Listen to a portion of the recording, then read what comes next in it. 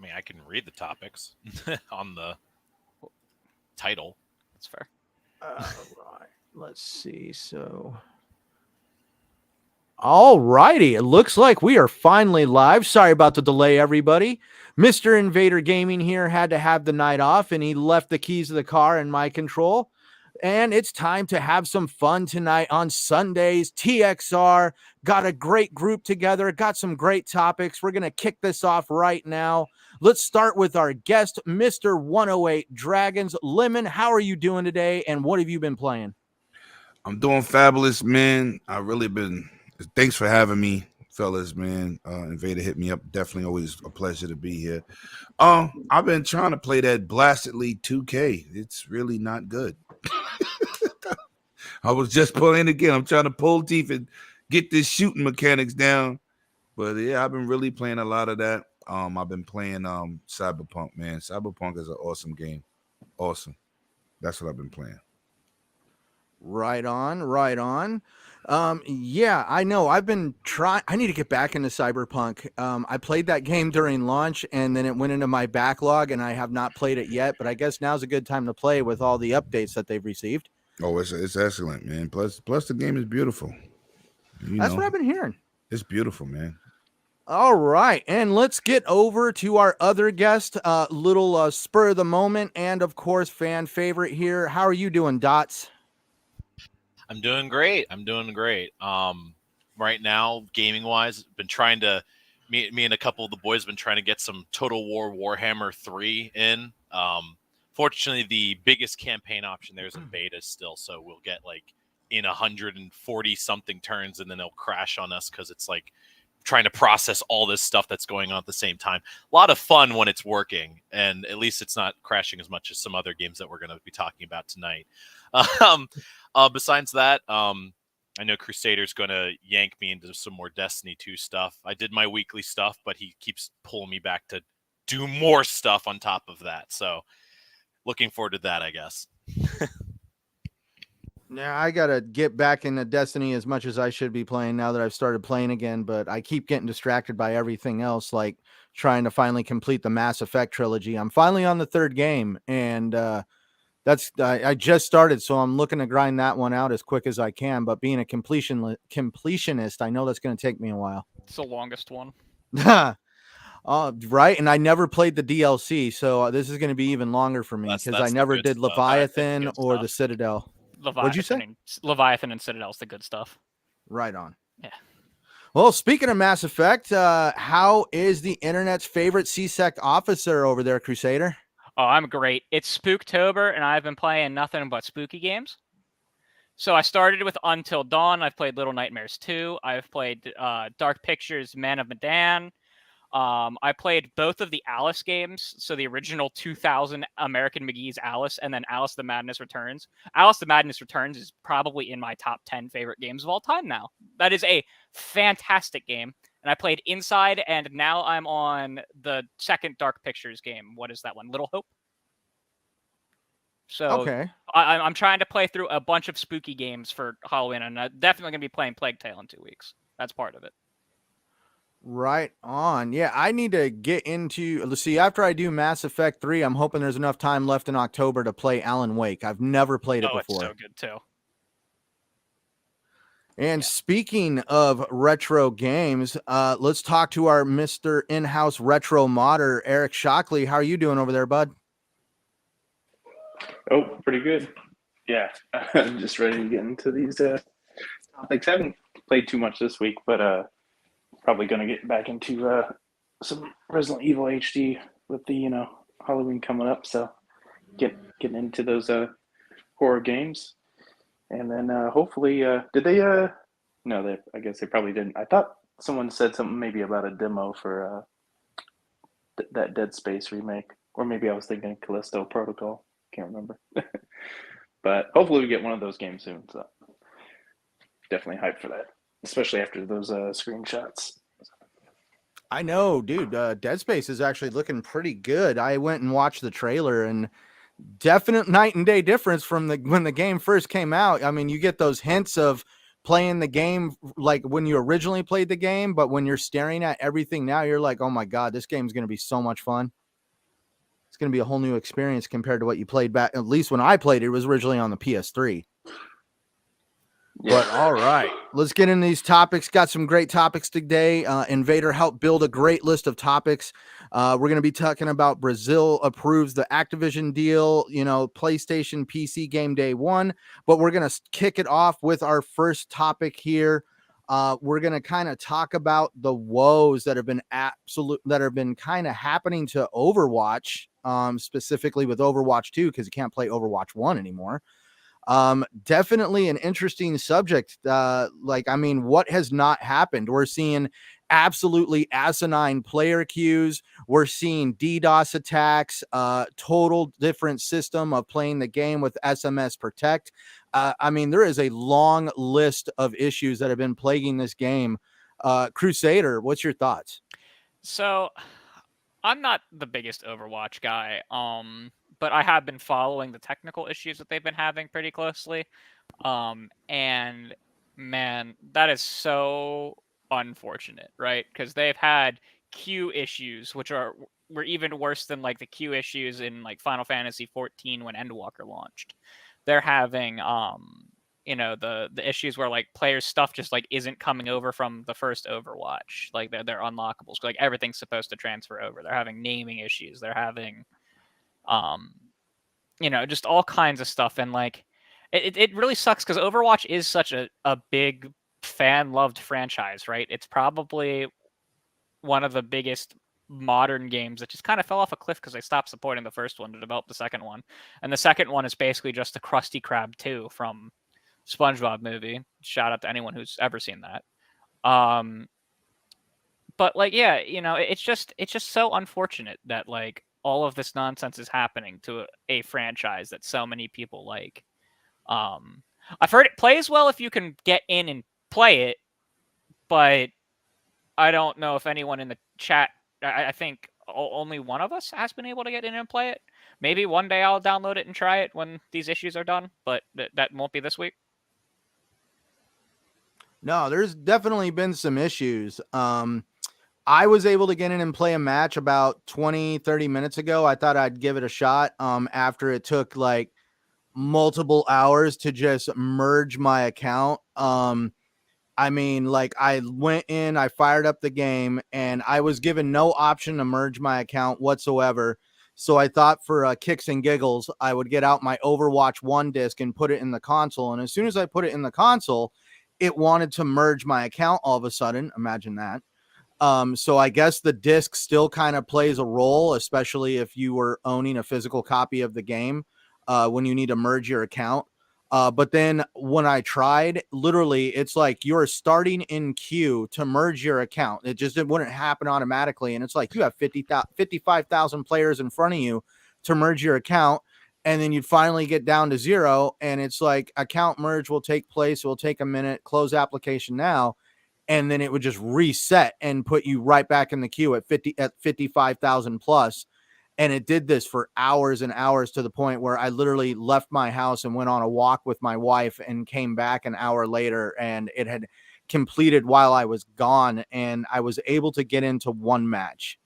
But yeah, there's definitely been some issues, especially with like the name side of things. That's like something you were saying that happened to you, Lemon. Yeah, that's what happened to me, man. The name issue was crazy. Shout out to your new name, Lemon, is Wild Pants. People enjoy that. Hold on to that thought. Wild Pants. It's gonna go through the internet like wildfire.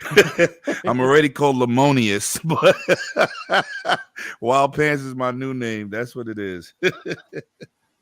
But what were you a fan of? At least the first game? I mean, like I totally passed on the first game. For the longest time until finally a friend of mine brought me in, and we could not stop playing that game for months after he brought me in because we just bought it on a whim, and the game turned out to be a lot of fun, at least the first one. I love the series, man. I deep dived into it. My issues was worse than yours, but see, I was hyped to play first day, jumped on it, couldn't get in no games, seen a queue of what was it again? 650,000 people. No, was it? No, 2,200 people in the queue, and to change over all my assets from Overwatch 1 into 2 was 650,000 people was ahead of me in queue. So I only got to play one game, and it was like the practice mode, which was yesterday evening from the day of launch. But that launch was terrible. I'm sorry. That might be the worst launch of a game in history. No matter if they was attacked or not, it just was. Being an avid fan of the game, it was very disappointing. Some things was out of their hands, but some things wasn't. You know, they should have had people transferring their accounts over before the game came out. They could have turned on the servers for that, you know, copy your stuff over so when you download the game, it'd be ready. But 650,000 people ahead of me just for me to use the characters I used in the first game was highly disappointing. Oh yeah, definitely. Like, let's just be face it. It's absolutely BS that, of course, some a-hole out there wanted to DDoS the launch of a game, not once, but apparently, according to Activision Blizzard, that it happened twice, that they were DDoSed. And if you aren't familiar with that concept, that's basically queuing up the server an obscene amount of times to the point where it seems like hundreds of thousands of people are wanting to play the game because they're creating all these server queues, which basically created long wait times, dropped matches, people not being able to play the game at all. I mean, it totally turned into a giant cluster F. But the big thing that is really affecting the game is, like, for starters, we have the SMS protect issues, where people with prepaid phones are not able to create these battle.net accounts. You got to have contracted phones to create these accounts. They seem to be rolling that back, at least for established players, people that have already been playing Overwatch and already have battle.net accounts. But they're basically stating that for new players, people that are actively getting into the game for the first time, that you're probably not going to be able to use a prepaid phone plan to be able to sign up to play the game. And they're using the excuse of trying to prevent cheating and disruptive gameplay, which we all know, like, it would be great if they can police that. But at the same time, you shouldn't be penalizing people for having a prepaid phone plan, because we all probably know at least one person in our lives who chooses to use services like Cricket and who? Smart Talk. Smart Talk, Walmart Boost Mobile. There's a lot of them out there, for sure. But Dots, have you had a chance to check out Overwatch 2? I had to like snap myself back to reality. I'm usually listening to you guys. I'm not part of it. No. I've been too busy playing Gundam Evolution, which is in my opinion, better version of the game.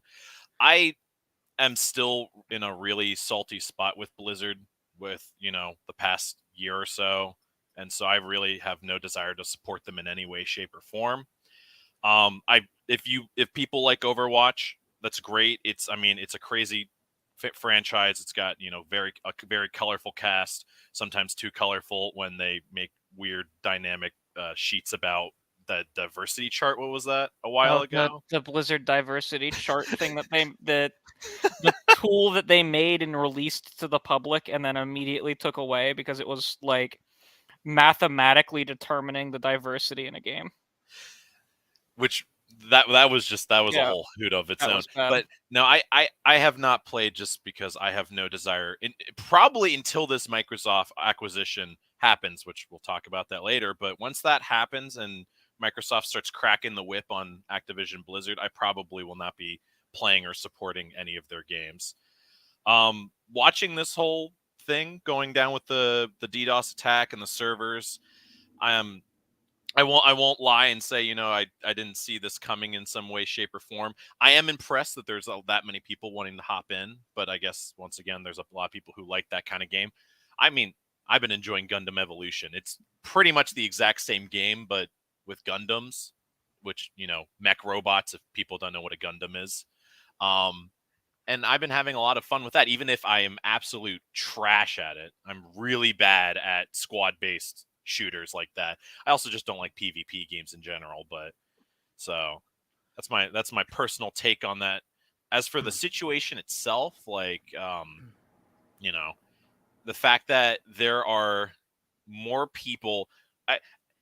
Me and Crusader were making a joke about talking about this, but what's actually is impressive is that there are more likes on Twitter for the guy who was able to uncrypt the decrypted character model files in the game than there is on the actual Overwatch 2 Twitter page. It's like, and if you guys want more details about that, you should look it up on your own. Oh, no, definitely. There is some unhappy folks out there. I mean, if you go look at the Overwatch 2, the pack that they sell where you can unlock the premium pass and all the characters, which is something in itself. I mean, for $40, it's kind of like they're reselling you the original game. There's something that I'm kind of really not very fond of is the fact that that was the whole reason why I wanted to merge my account, because when you start the game, all the characters are now locked. It's not like originally when you had the game that you could play whoever you want. Everything was available. I heard it was 100 matches or something to like for free unlock them all again. And it's like people can't even get into one match. Right. Well, let me say something because I'm a huge player, right? You can get in matches today. They was working around the clock, so you got to commend them for that. But this is why I don't want free to play. Goddamn, charge me $60. Because this is what they're doing. I'd rather you charge me like you did the first time, and we don't have these problems. Don't lock no characters. Don't give me 100 game milestone. If you play the game 100 games, is nothing. But the average person who's getting into the game, they don't want to go through that. Just charge me $60. You never said it was going to free to play at first. You showed this game. You teased it multiple times in different years, and you bring out the game, and now you take the core audience that plays this game consistently, and you stun us with the nonsense. You should have saw my face when all my characters was locked, and then somebody says, "Lemon, you gotta do your account. You gotta." Bad enough they changed my name to Wild Pants. Now I gotta go and get my characters from the first game that I dedicated hours and hours into.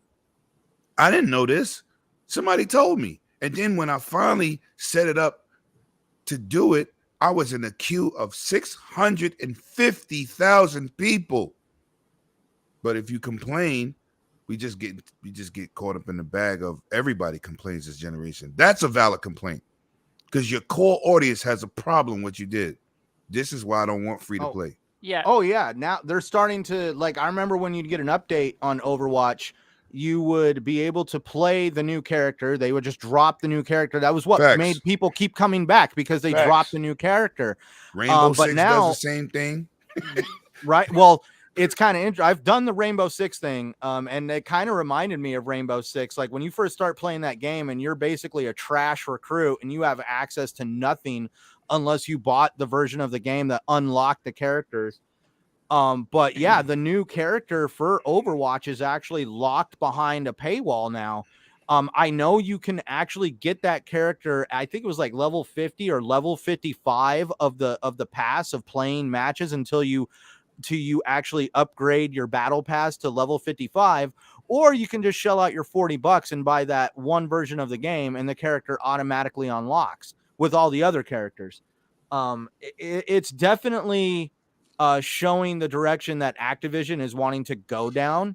But definitely I'm curious on if they're going to hold that course, especially when Microsoft, takes over the whole situation over there. Are they going to really try to pursue the games as a service and just absolute asinine monetization model? But let's have Shockley. Have you had a chance to check it out?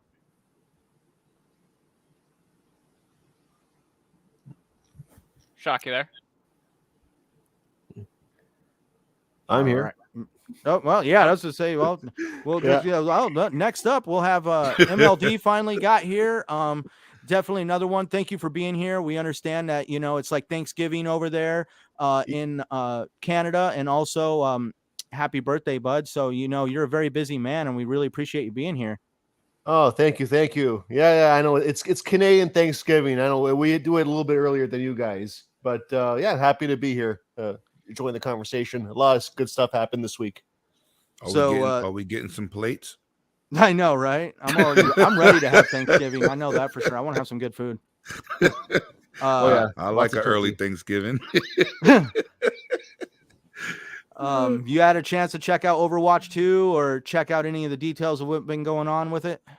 I haven't played it yet because of the reactions I'm seeing online. Like, I figure this game's going to be around for a long time. So I'm seeing people having like insane queues like to get in. Like it's just a ridiculous wait, server crashes, all the like. People are saying how maybe it doesn't really deserve to be Overwatch 2 because it feels too much like the original. A lot of little critiques like that. But on the flip side, it's still very much a fun game to play.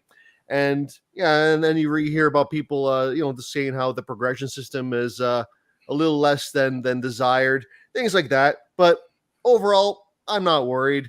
I mean, I always had a personal plan to play this game when the campaign aspect were to come out next year. I feel like by then there'll also be a lot of patches, and they'll listen to feedback, and a lot of tweaks will be made. And I feel like the game will be in a much better position when that campaign DLC really drops. But hey, like, props to everybody right now who are playing with it right now, just giving their feedback, seeing how it is. And it's people like that play first that really shape the game going forward and help shape the future. So again, good for them. But I'll play a little bit later. All right. And Centurion, let me say this. Mm-hmm. What's killing the game too, right? People complained about loot boxes and buying character skins, because I have a homeboy who bought over like $800 in skins, right? I'm like at $500 or $600 in Fortnite with characters, but so I understand that. But they changed that part of the game also to this unlocking system, and people rather have when I seen people saying I'd rather have the loot boxes back than this, that's pretty deep, because people don't like loot boxes and they want it back. So I know, right? That's pretty bad when people are like, can we have the loot boxes back? Right? Can we have loot boxes back? Like, can I please get my scratcher ticket? 50,000 people responded to that. I said, wow, they want loot boxes back. So. Well, they probably just don't have enough in the store. Like, Fortnite's actually great. You bring that up. Fortnite's like store. I mean, the skins are super expensive, and say what you will. $20 a pop. Yeah, I mean, I bought all the Destiny 2 ones because I'm a fucking. I have everything for Destiny, but like, oh, damn near. Yeah, but say what you will, but like, at least there's a ton of great ones in the store at all times that you can just buy, right? I mean, true. I mean, but they didn't start like that though. No, they didn't. You're right. It took time, but you would think a game coming out in the year 2022 would be able to look at like what's potentially the greatest live service game that exists right now, right? Like, I think we could probably say that about Fortnite. You would think that other service games would look at it and be like, all right, let's copy some of this. Right. See, like, I'm gonna push back on the free-to-play thing just a tiny bit, and I think it's dumb in Overwatch specifically because you have to re-unlock the characters from the first game that you had. No, if you don't do your account. You got to do the crossover. You got to merge your account. Right, you got to merge your account. Oh, you get to keep them then, though. Yeah, you get to keep them. Okay. But when you start, it's all locked unless you merge your account. Okay. Once you merge those, you don't get any new character that comes out with Overwatch 2. You have to either unlock through purchase or unlock through grinding. Okay, that people can determine whether or not they don't like it. I mean, like, a lot of games that have new characters that come out, like Siege, you have to grind out the new character as well, unless you pay for it, right? So like that's not a new concept. That's not a very, but like that's whatever. I don't mind it as much because like a lot of like there is the option to just straight up like buy the new game and then buy what would be the DLCs for it. Now you can say Overwatch it's bad because they used to just give the characters for free, and I agree with that sentiment because of how the franchise itself used to be. And I completely agree with that sentiment. But like I look at like Multiversus, and I actually like how Multiversus is structured as a game, the Warner Brothers fighting game, where like it's a free-to-play game and you can play it completely free-to-play and unlock the characters if you want, or you can buy the $60 version. That's basically just the game that you would pay for normally, and it just gives you all the characters and everything, and you can choose between what would be the boxed game or the free-to-play version. I actually like that kind of concept. I mean, is free to play because the grind is so ridiculous sometimes. Yeah, no, you end up spending money anyway. You do have to. They do need a good balance, and like I get really mad when Bungie calls Destiny free to play. Personally, like that's my bread and butter. That's Dots' bread and butter free to play game, right? And we get mad all the time when they say it's free to play because it's free to start. It's not really free to play, right? Like most of the content is behind expansions, right? That's just how it is, and it's frustrating. And I think that there are some ways that free to play is done well, and some ways that it's done bad. And with Overwatch's characters, it's definitely bad. It is not good. I want loot boxes back. I cannot believe people want loot boxes. Like, how do you screw up a store so bad?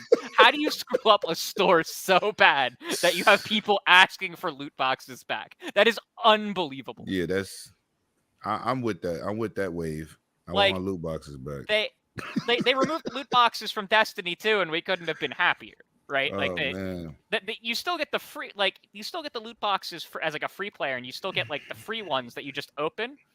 But they got rid of the paying for them, and everything is just direct buy in the store, and it's the greatest like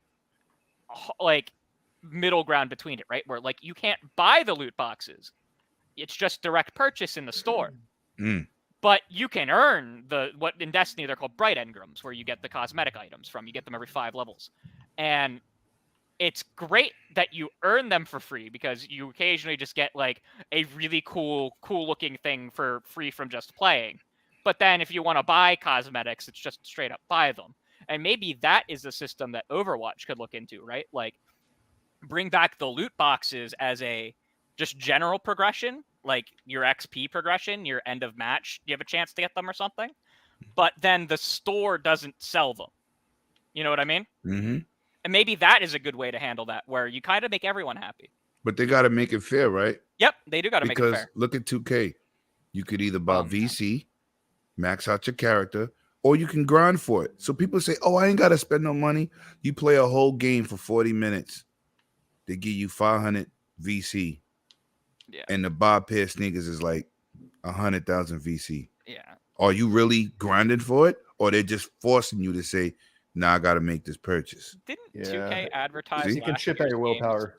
You see? Right. That's what they're doing. So these things are not, that's not grinding. Yeah. Gran Turismo. It would take you 200 hours to unlock a car that you want for the credits, that amount that they charge you for, or you can spend $40 per car. Is that really grinding for? Who got 200 hours to put in for one car in a game? For one car. Or you spend $40. Grinding has been... That's not grinding. That sounds like torture. Like Star Citizen, really. that is, Star Citizen or I know the term grinding has been just charge me for the game. Give me a season pass, please. Yeah. The term grinding has been definitely used very well out of context. It's like facts. These big companies that create a game as a service that involves what the concept of grinding should be, is they now have these teams that sit around and try to create a system to where you are given just enough to feel like you're getting something, but they are turning it into an absolute asinine situation to where if you're going to try to do that for the freeway, that you literally have to know life a game and not play anything else. Don't play anything else. Don't go to school. Don't go to work. Yeah. Nah, I'm not doing it. But Shockley, are you back yet?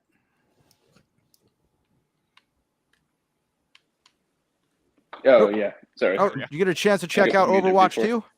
Yeah. What? Earlier, you probably had to step away for a second, but have you got a chance to check out Overwatch 2? No, I never played the first one either. Not your cup of tea? Yeah, the whole hero thing. I don't know. It just didn't. I like it where it's more like. I mean, I guess if you played it enough, you would obviously know the rules that you like playing. I guess. But I'm more traditional of like, hey, I just want to pick like Halo, Gears. Like it's everybody's kind of on an equal playing field. I don't know, but I think it was just also like some of the aesthetic isn't. I don't know. I think I get some of that feeling when a lot of my buddies that play. What's that? I don't know why it's escaping me. Apex Legends. Like some of it was cool, but then You don't like character specialists, is what you're saying? You just like yeah. like Halo, I mean, I like all it the in Spartans are the Battlefield. same. It goes by your skill behind the controller. Yeah, like in Yeah, I got you. Battlefield, it was I like that. When Oh, I those would play specialists are like a dope. specialist, or, Right. yeah. Got I you. mean, I never gave it a chance, so maybe if I play it, Oh, it's very, it's it's very different, and you have to go in there with a team playing with randoms. You ain't gonna never win. yeah. I think when I played Apex, like Never. Apex Legends, I didn't really get into that as much either because I don't know. We even the times we would win, it felt like we were just like running the whole time, and then maybe we killed like 2 people, and then the match was over. I'm like, feel like I didn't do anything the entire time, but we won. Okay, cool. I didn't do anything though, but whatever. Yeah, you have to go in there with people that play the game, because that's why I stopped playing, because my people went away from the game, and I was like, I ain't playing with no blueberries. That's not gonna happen. No, I had to. Yeah. I play mainly with Lucio, which is a support character, and the whole reason why I picked him as my favorite is, don't ask me. You know it's gonna go south when literally the match starts and every person's an attacker, and they're Facts. like, so we have no defenders or support healers. characters. Everybody's healers, Rambo. right. Everybody's Yep. Rambo today. And that's not that type of game. I know, and like, so I've just learned to play with the support character, and when I play support, I win every damn time because it's like I know how to play a support character properly. Mhm. And like the one match I dove right into, won it right off the shot because literally we held the spot the whole time because I'm supporting them like I'm supposed to. Right, you gotta have a healer, you gotta have a tank, and you gotta have a attacker. You have to. You just can't go in there with all of anything. Yeah. You can't. But people, know how it is. But were you done? Were you done, Shockley? Yeah, pretty much. I mean, with Battlefield, I like some of that stuff because I'd be like running the boats, and I'd get really good at that, and I'd be taking out their helicopters because I'd upgrade it to the point where you'd have like, guided missiles. So I'm taking out their air, and I'm taking out their other boats. So where you at when I need you? Last time I But played those was Battlefield. Battlefield 4, so I never Okay. even got into the newest Battlefield because just all the bad talk about it. It's fixed And I now. was just like, oh, okay, maybe I'll give it a shot because Yeah, I it's played awesome the shit now. out of Battlefield 4. But Yeah, when Battlefield 5 came out, I was getting seconds per frame on the one map. I have a video of it. If you're saying it's fixed, maybe I'll download it and give it a No, try. it's fixed. Battlefield Alright. 2042 is fixed. But maybe if all of these, you said Overwatch is coming to free to play anyway, right? Like, Yeah, Overwatch it is is free to It play. is Yes. free to play. Okay. For you Free as to a play new with player, everything though, locked. right? For you as a new player, I feel Yeah. kind of bad because now you're not going to be able to play like with all the characters like you originally could. It's literally going to be all locked behind you having to either A, buy the $40 version of the game, or B, start grinding out characters to unlock them. Okay, kind of like Apex. I think they did something similar where you had to like either grind to get the characters, or if you had like But an at least Amazon Apex, Prime you can account. actually earn them without pulling teeth. Oh, yeah. Apex is well balanced because I purchased one character one time, but Overwatch, it's not good. It's not good. All right. I guess we had ourselves a good appetizer for tonight's 3-course meal of fun. Let's move over to the entree or the main course. We all know we have a couple panel members frothing at the mouth for this. It's been an interesting week on social media and all the other places, YouTube, everybody that's been talking about the Microsoft Activision deal, all because Brazil comes out and not only approves the deal, but they pretty much take Sony's argument and set that SOB on fire in the middle of the road and then tell them to shut the hell up.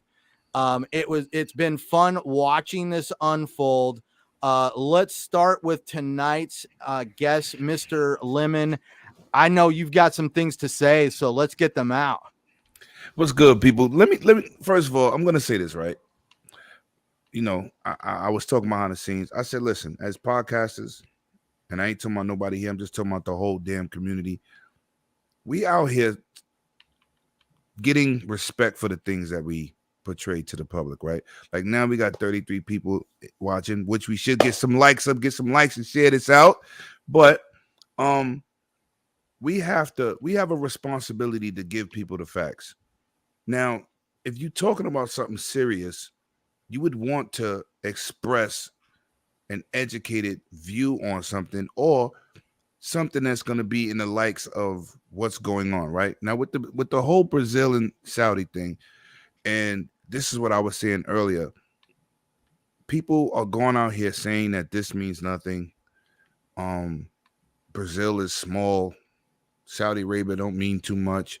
But let me give you a little quick history of what the CMAs and FCCs and the regulators are supposed to do. They are here to protect the consumers.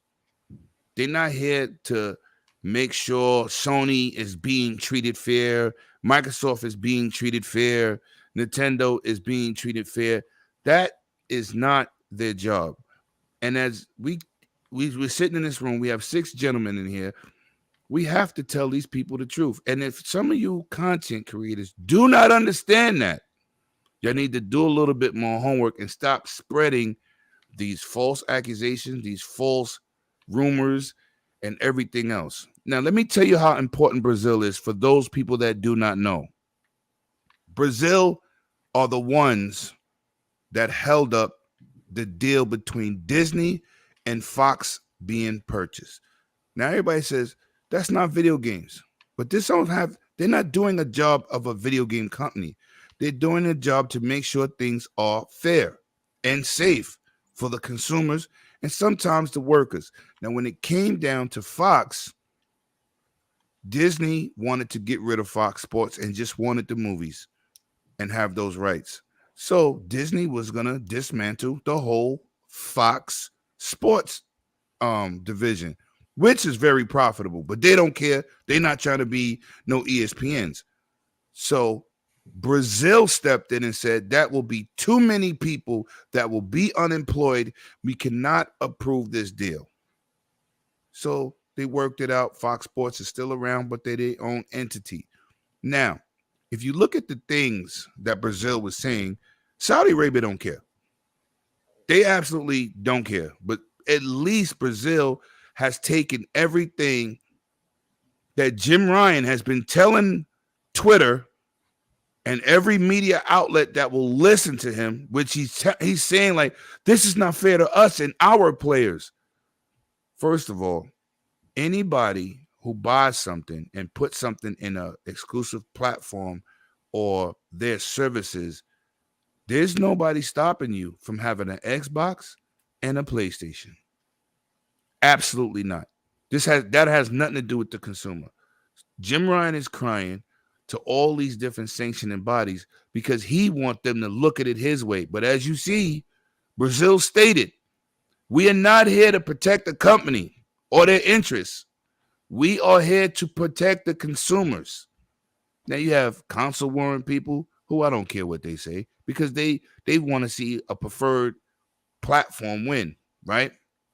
But if something is coming out and it could benefit you, because now I don't know any platform besides the new Call of Duty coming to cell phone where you can actually play the console version any way you want if it goes to xCloud.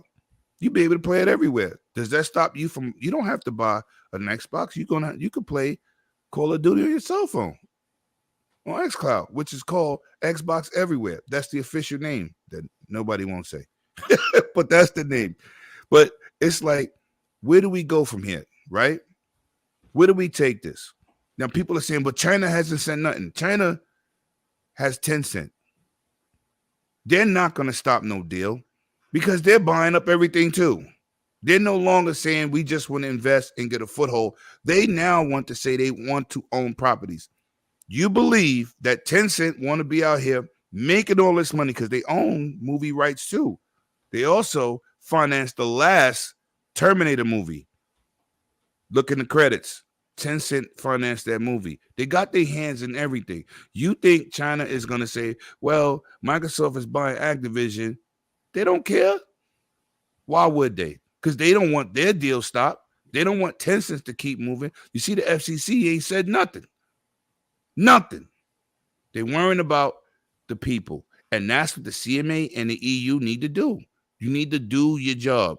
Your job is not to protect Sony at all. They're not here for that. And we need to stop acting like that's what their job is, because that is not the job of these organizations. It's to protect the consumers and the workers. And we all know in the Activision deal, before it dropped, they already got a union and Microsoft co-signed it. We welcome it. They said there's going to be change. They're doing reform. They even put on a table in January. When we heard it, the conversation happened like a month ago. But Jim Ryan and Phil Spencer conversation happened in January. He put on the table, this is what can happen if we take over. They can't put in there, well, you got to make sure Sony keep it. You got to make sure it don't go to Game Pass. Nobody can prove to me where you heard anybody from these bodies say that. But what you can do is show me somebody who you said that was their opinion that said that, and we all ran with it. We have to know what we're talking about here. We have to know business. And if you don't know something, read a little bit and get the information. This deal is I didn't say it's going to happen, but it's definitely in the right direction. Jim Ryan can't stop anything. Him sitting around and crying and worrying about what this deal is going to entail, what he needs to do. If you care so much about the consumers, you need to bring down your price because you got the inferior power system. You need to bring down that price. You need to better your services. You need to improve your PlayStation now, and you need to compete. Because when they came into business and basically priced Sega out the game, we got a whole bunch of Sega leftover ports for about 3 years before Sammy picked them up, before we start getting original titles again, because they was bankrupt. So now Sony is out here in the beginning throwing around they checkbook. It was all good when they did it, but now you playing with a whole Godzilla and Ya Tokyo. You cannot play with Microsoft with money. You can't win that battle. So now you get to crying. But they say they for the people. I'm worried about our consumers. If you was worried about them, why are you raising the price in a pandemic? We're not out of it yet. People are not working. You didn't care about that, keeping the Final Fantasies of the world off of Xbox. You didn't worry about these backdoor deals. Shout out to Epic and Apple for going to war in court, and all of Sony's dirty laundry hit the market. Y'all wasn't worrying about no people then. You wasn't worrying about those small indie developers with putting their games on Game Pass. You wasn't worrying about these different companies that want to do cross-play. You wasn't worrying about that when you charging them for every nickel and dime a developer. Who you really care about? I want somebody to show me. What the hell is Jim Ryan's game attack? What is his game attack? You know why y'all don't know? Because he don't play games. He's a businessman, and that's what he will continue to be, and I'm not mad. But what they need to do is go rehire the man who had PlayStation thriving. We need Jack Trenton back. Somebody who's like a Phil or what's the guy that went to Sega, man? I can't think of his name. And then had EA. Peter Moore. We need people like that in the market to run these video game companies. People like Reggie that was at Nintendo that play games. These dudes that look at black and whites and numbers is the reason they're not trying to compete. They're trying to use their checkbook. They're also mad that Saudi Arabia is coming in here with $37 billion to invest in gaming. Now they looking over their shoulder like, God damn it, we got to fight them now? We got to fight. We got another big checkbook in the business? Yeah, there's a problem. So people looking at this deal, you better pay attention to what's going on. If you don't understand what these bodies are, pick up something. Stop listening to all these people who don't know what they're talking about, because that's why them companies are here. I'm done. No, definitely understand what you're trying to get at. We all saw the stuff on social media, people saying that, the one that made me chuckle is you're a bot if you don't think that Brazil was paid off by Microsoft. I had to check. Yeah, that's right. They're going to blow a $70 billion deal for trying to pay somebody off over video games. You're right. They're going to do that over video games. They're going to pay somebody a bunch of money under the table for video games. Microsoft knew what they were getting themselves into. They understand how to compete in this market. They compete differently. And the PlayStation that was the great games, Ratchet and Clank, Fall of Man, all the other games that we would love to see come back as actual, like, we don't even want to see remasters. We would like to see these games just brought back in general. But it just seems like Sony is like not wanting to compete the way they used to. They're wanting to just do it the easy way, which is why Jim Ryan is so high strung on trying to convince one regulator somewhere to help protect Sony when they are supposed to not. Regulators are there to protect the consumer. They're not there to protect Sony. And I don't care who you are, what you want to say, but gaming does not begin or end with Sony. So, if we want, gaming began back in the day with like the Nintendos and stuff. Sony was an a late blooming competitor into the system after Nintendo and Sega had already established themselves. And then obviously, like Lemon said, they used their checkbook and railroaded Sega into non-existence.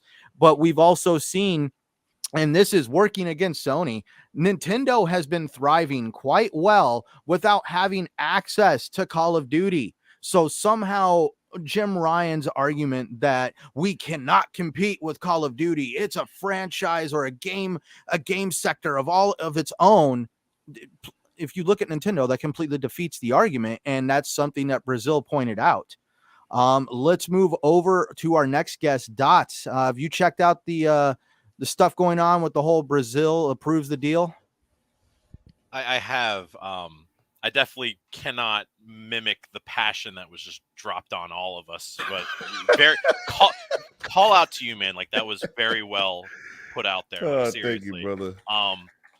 No, but I was putting my hands together. I was bowing my head. I was feeling the Holy Spirit on me, kind of thing. But no, it baffles me. It really does that. Like, it almost feels like politics, because on an average day, you do not hear about like any of this, you don't hear the negative sides of companies until they start like banging heads against each other. Because on an average day, I hear nothing about Sony. I hear nothing about Microsoft. I hear about the gaming companies making their games, putting them out. But then as soon as it turns into, Microsoft is doing something out, actually doing something themselves, Sony has to come in and do the political scandal of, oh no, Microsoft is doing these horrible things. You should vote for us this November so that we can kick them out of office. And and it turned in that, and it absolutely baffles me that it goes this far. I'm glad what are they called? The CADE of Brazil, is that their CADE? Yeah, okay. So I'm glad that they made the choice they did. It made the most logical, legal sense possible, in my opinion.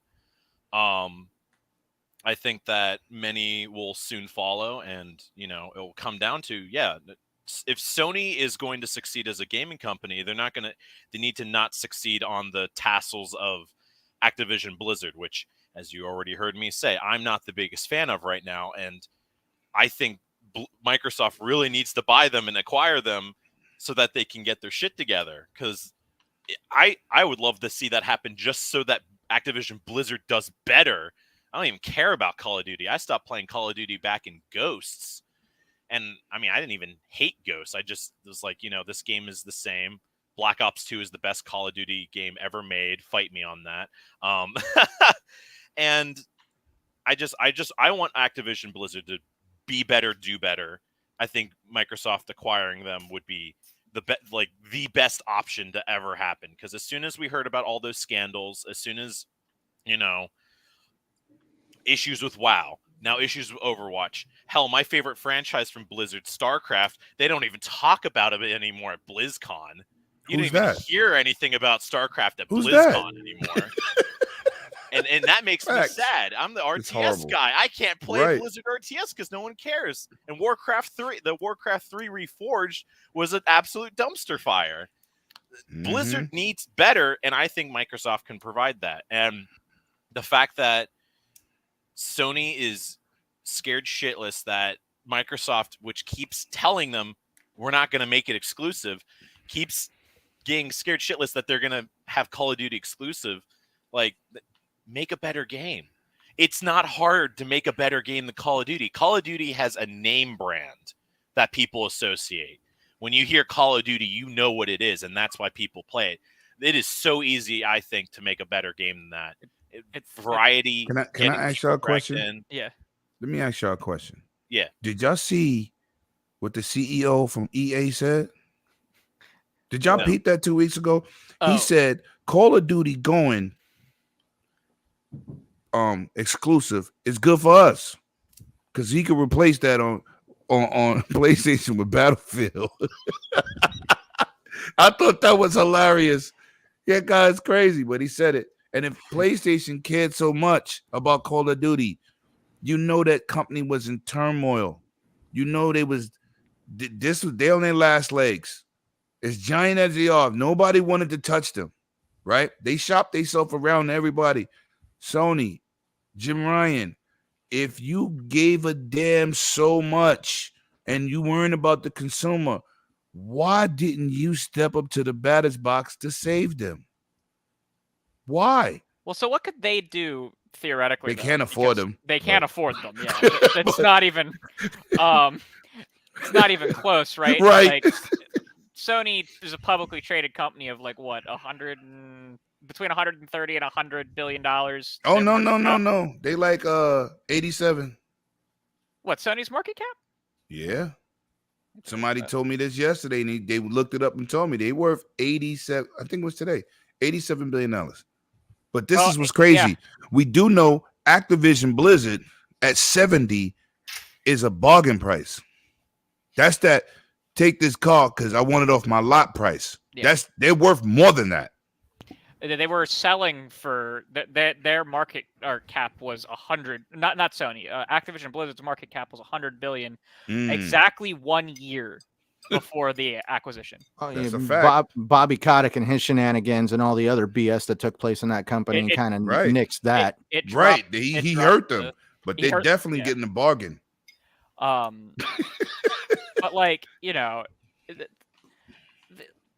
everything that Brazil said is what a lot of people who are actually looking at the acquisition, like the M&A lawyers, the people who you should go to and listen to for what they're saying about the deal, basically word for word in agreement with what they've said. The only thing that they've said differently is that look, in the emerging market of the game subscription services and specifically cloud gaming especially, that there might be some consent decrees in order to protect that emerging market, because there's really, as a major player, it's really only Microsoft who's investing super heavily into it. So you want to protect the market so that they can't completely dominate any entrance into that market by any competitor, regardless of who the competitors are, right? And that's not even really Sony, because Sony doesn't have a cloud infrastructure. You don't really have to, they're not, they don't even really exist in this space. They have a slight cloud thing with PS Plus Premium, but it's not to the same level. They're not trying to get onto mobile with it. It's not the same kind of shtick. And the only thing that was ever really expected was consent decrees very time limited, probably at most a year or two, to protect that space so competitors could adjust their business practices to a life without the potential of Call of Duty, right? And that's something we see often. We saw them. I think we already brought up the Disney 20th Century deal this show, right? We did bring that up during Dragon. Your whatchamacallit? Yeah, he brought that he up brought at the it up. very beginning. And that was, again, to protect sports broadcasting, specifically online broadcasting. For that was one of the big parts of that, as well as sports broadcasting on television, because they already owned ESPN. Disney owned ESPN, that is. And so you have to look to make sure that the market itself can adjust without a shakeup. And that's why, like, people like me are expecting some kind of consent decree around Call of Duty for a few years, just to let the market adjust, and not even to necessarily protect any individual competitor. It's not to protect Sony; it's to prevent the market from from something crazy happening within the market that could damage consumers because competitors can't adjust their business plans. And in this case, it would specifically be Sony. And that's why Phil Spencer straight up in January offered a 3-year extension to Sony, being proactive about it. I've talked about this before. He is being proactive and offering them in the beginning something to make them happy and see, like, look, we recognize that you're all going to want us to do this. So we're going out and we're making the offers already. And look, he shot our hand down. And 3 years is generous, right? A lot of us have been estimating like 18 months extra time past whatever deal was in place, right? And the fact that Jim Ryan is playing with fire with how with what he said in that GameIndustry.biz article a few weeks back, right? He was playing with fire, going out and saying, like, this wasn't even close to acceptable, right? Well, when you look at the wording of the Brazil Regulatory Commission and the fact that they required absolutely zero adjustments to the deal, which was the shocking part, that they literally asked for no form of consent decree. That's the shocking part, right? Not that they approved it. We all pretty much knew that Brazil, being a smaller market, wasn't really going to cause a kerfuffle unless the CMA or EU themselves caused a massive kerfuffle, like when NVIDIA was trying to buy ARM, the microprocessing company, and then like the EU and the FTC in tandem announced that they were blocking it, and then like literally every regulatory body across the country also said, hey, we're blocking, or across the world also said, hey, we're blocking it, right? Brazil was never going to be the one to ruffle feathers, but when I saw that there was absolutely zero consent decree, or whatever the regulatory body wants to call it, when Brazil said that they required nothing, that was the shocking part, that they saw nothing in this deal at all. Even the cloud stuff was objectionable to them. That's the noteworthy thing, right? That Brazil saw no problem whatsoever. And that's quite shocking to me, because I thought that they would see some kind of problem in the emerging market. And we'll have to see with the EU and them. But now I'm leaning that maybe they won't see as many issues as I thought they were going to see. And now I never thought any of their issues were going to cause a block in the deal, because Microsoft is ready to sign whatever it takes to go, yes, to get this deal going, as long as it's not an indefinite term or like a 5-year term, right? That they'll sign very basic things to keep a general status quo for a few years, just to allow market adjustment and budgeting adjustments. Because if we're going to be honest, Call of Duty makes about $1 billion every year on just PlayStation, right? And if PlayStation is taking 30% of that, that is $300-ish million that PlayStation budgets every year, that they expect to get from Call of Duty every year.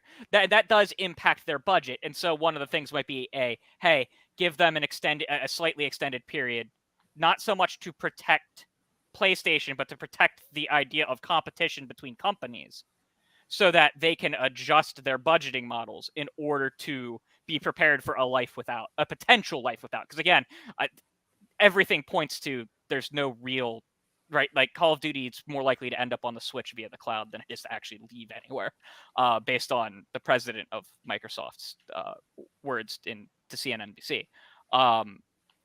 But the fact that they said they needed no form of consent decree or anything, that's the wild thing from Brazil. No, definitely. This is shaping up to be a very interesting time in gaming, especially with all the shots being fired in all directions, especially like all of last generation. Everybody accused Microsoft of not competing. They were said that Sony is basically stomping them into the ground. And there was very little back and forth between the companies, at least to each other. Like we always knew, like as soon as Microsoft would announce something, Sony would come back in and try to suck back the spotlight and try to get attention back on them. We were used to that. But now in this generation, we are personally seeing shots being fired back and forth between Satya Nadella and Phil Spencer and Jim Ryan and the fellowship over there. We're actually seeing this whole thing take place. General, what do you think about this whole situation with the Blizzard Microsoft Activision deal and Brazil, and just the fact that they're approving it with absolutely no stipulations whatsoever? Well, it's certainly very promising for the future, because I think it was a little surprising to everybody, even the pro Xbox fans, that they had no restriction objections whatsoever, which is very encouraging, especially given their history with the example before with Disney. Now, I mean, there's just so much to unpack here, because like people bringing up how they're corrupt or bribed. I mean, come on, guys. Like let's take the L's here with a little bit of grace. You know, are we going to be like this every time a country approves the acquisition? No. This is going to be a very interesting process. I do like how Brazil, they have the policy of making all this information public. So it really, on the one hand, it puts console wars front and center for the executives. But number two, it gives us gamers better insight into this whole process. This is a very, very interesting learning experience for all of us here. But I think Xbox, they got a solid case if this is any precedent to go by. They wrote a pretty in-depth report. They explained themselves very well. The logic is pretty plain to see. They shot down all of Sony's arguments. All this bluster, like it was just shot down completely. Like for one, Switch is not affected by this deal. In fact, Xbox says they're thinking about bringing Call of Duty over to the Switch. I think, obviously via cloud, not natively, of course. But like you see, like they're actually expanding the reach of these games here. And PlayStation, they got plenty of games on their own to still compete. Their first party ain't going anywhere. In fact, they went on a buying spree despite being the market leader. So they're trying to tighten their lead in their own way. So any concerns they have are completely disingenuous, in my opinion. And Call of Duty will still be on the platform anyway. If it's going to be there for like at least another 6 years from now, that gives them plenty of time to figure out a plan B or look at another publisher, third-party publisher that they can, give money to for exclusive bundles and marketing rights. Like they got some pretty good wiggle room there. See if their live service games get taken off the ground, So, I mean, Xbox is pretty generous with that. I mean, then they also mentioned Minecraft, how that game is the greatest selling game of all time. And that game was made by one guy. One guy. Who's to say PlayStation can't get their act together and think of something like that to compete better? This is what it's all about, competition. This will push the other brands to really innovate better and come back with better ideas. Because Xbox, they're not the market leader. This is their way of catching up. And by doing this, they're disrupting the market, and that will force everyone else to adapt to that and change. And hopefully, in the end, all of us gamers win. We all get a good product. So I get it. Resistance and Killzone, those aren't good series. They practically stopped making FPS games after that. But they did get Bungie, and whatever game they make from that, despite being multi-plat, it's going to benefit them. They'll make it so that PlayStation gets like a pretty good. It'll benefit you to play it on PlayStation. Point is, they got some solid FPS talent on their own end too. So, but I think Brazil, I think the quote everyone keeps saying online is that we are here to protect the interests of gamers, not the specific interests of any companies here. And that is exactly it. I think when if you want to just get really basic, when it all end of the day it just comes down to it, more games added to Game Pass, it is good for us, the individual consumer. Like if Call of Duty games, the back catalog is on Game Pass, future games day one, that will save the average gamer a lot of money. That is great for gamers, the well-being of gamers. We will get our bang for our buck. That is in the end what Xbox is offering, and that shouldn't be stifled, especially when the other brands, PlayStation in particular, is charging more money for their games, $10 upgrade taxes, like remake after remake, BC behind a paywall. I've said this before, but I think Sony being the market leader right now, they're being a little bit arrogant with the nickel and diming. So Xbox here, they look really good by comparison.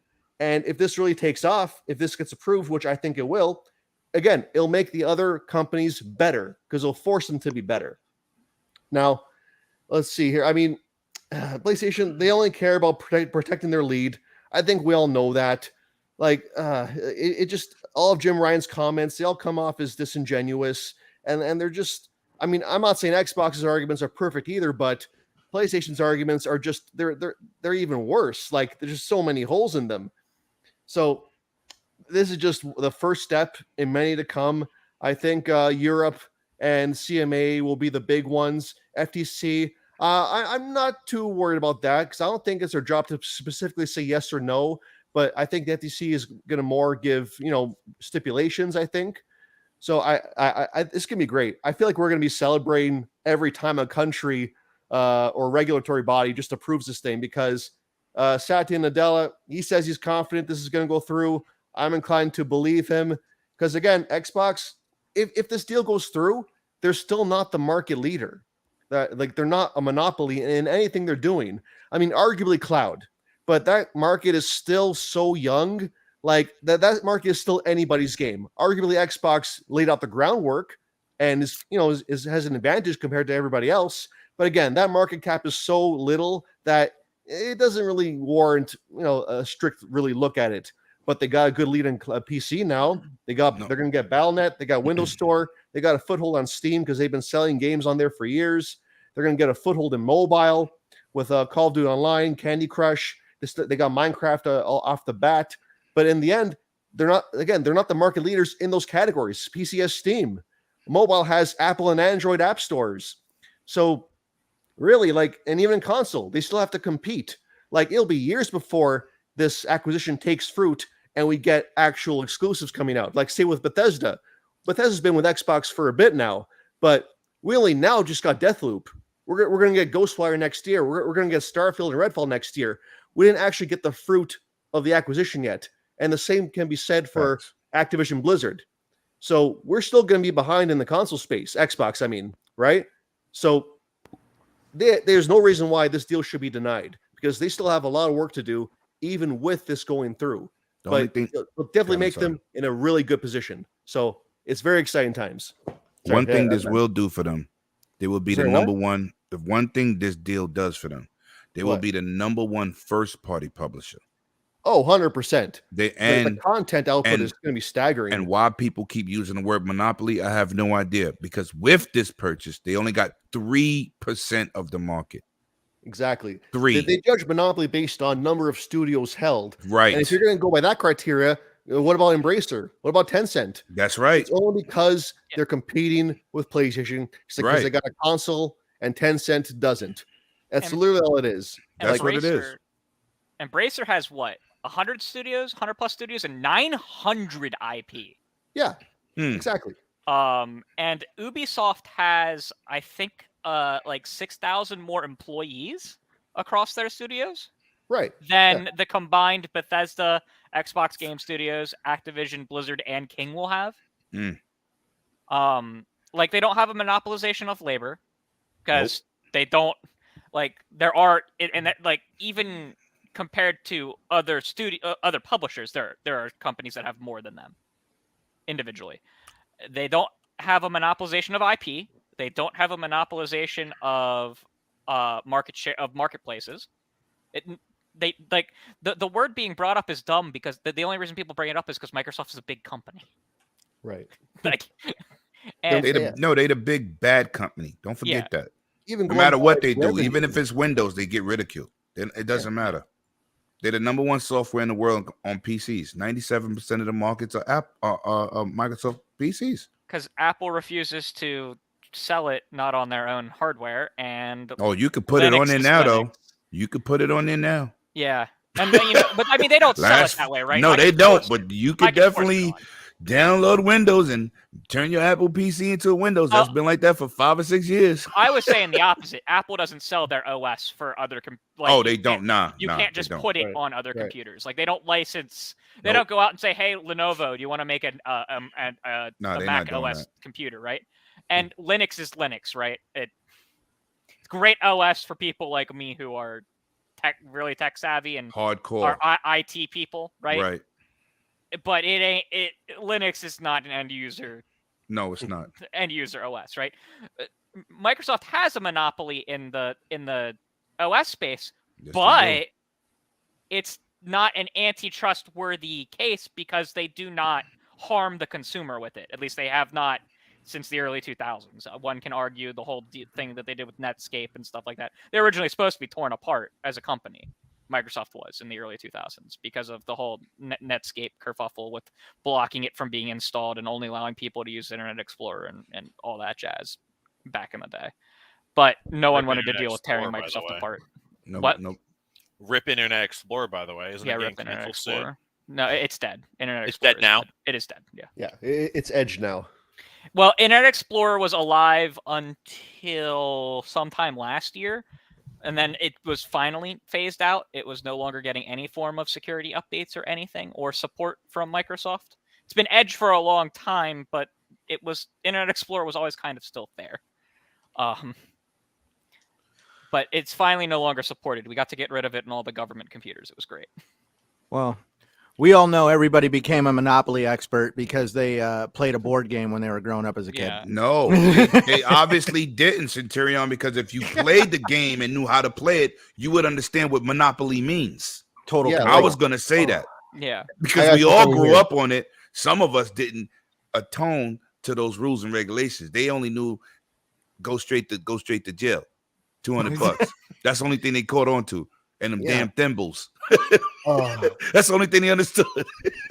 Now No. kids don't even know what a thimble is. Don't even talk Yeah. about thimbles. What's a thimble? Facts. Or the iron. What did he just say? They go to Google. What is a thimble? Oh my God! Now watch Oh the my most God. trending search on Google tonight's Uh, going to be what is a thimble. You're right. But Come on, man. no, I think it's interesting how Sony claims they can't compete. And as General MLD touched, we talked about Killzone and Resistance Fall of Man. Mag.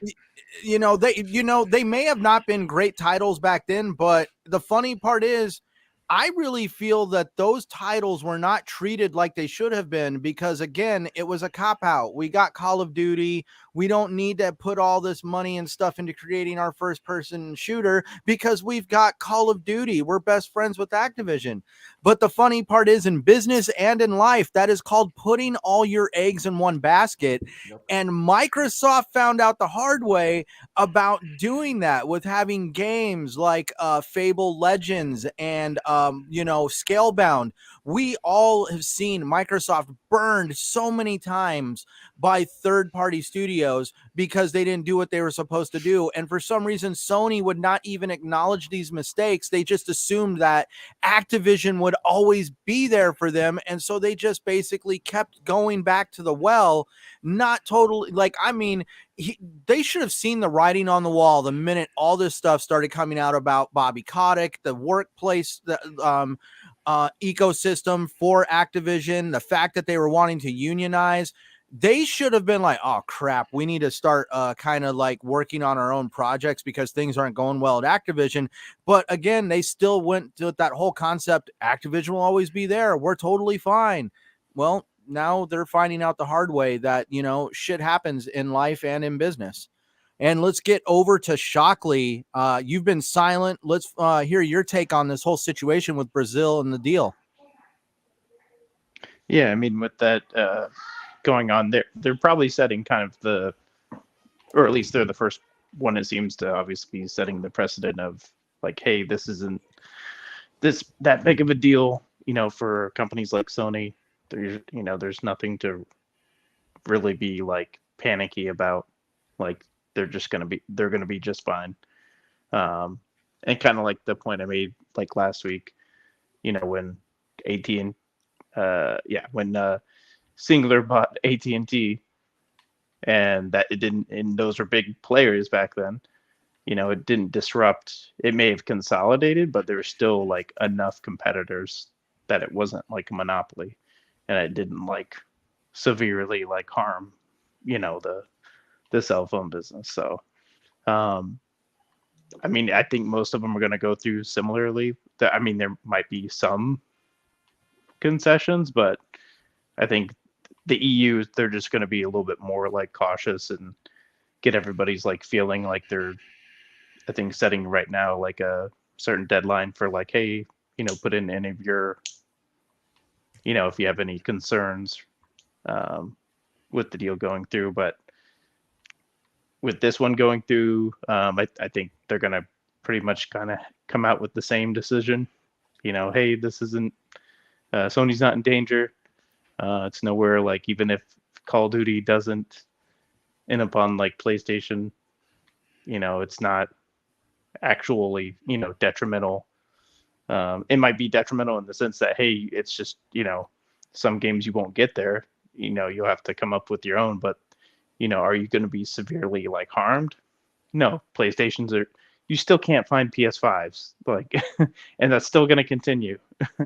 So like, and that's what's also going to play in their favor right now. It's like, you can't even find one. So it's like, is this going to actually harm anything? Like, and they can also point to, like, Microsoft can point to like how many sales like their huge IP already get. Plus they have like one of the biggest IP they can point to, like, is Call of Duty, look, they have Spider-Man, like, and everybody knows, even, as far as just like a intellectual property, everybody knows Spider-Man, even like people that don't play video games.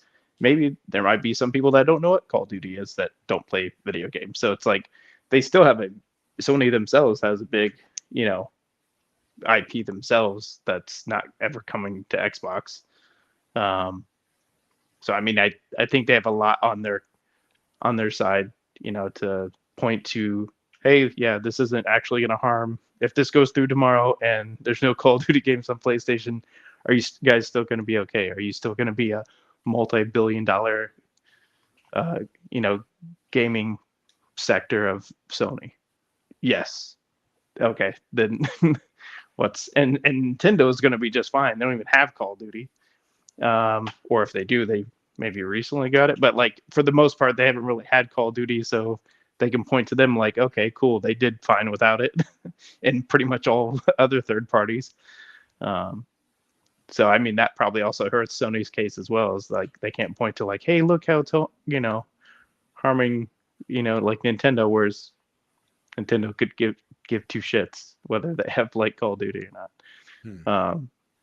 So I mean, I don't think really Sony has too much they can complain enough about to really sway much.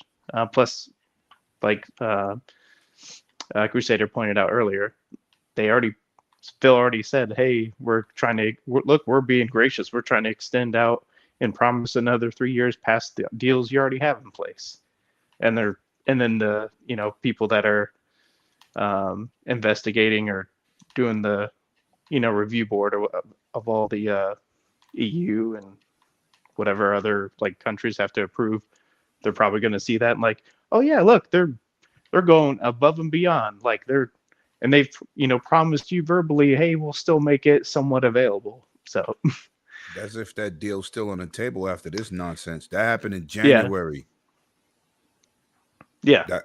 So after all this, I don't know, after what Satya said, that they gonna play nice anymore. Because he definitely, I can see him at least keeping like Warzone on there, just because it's like a Free to play.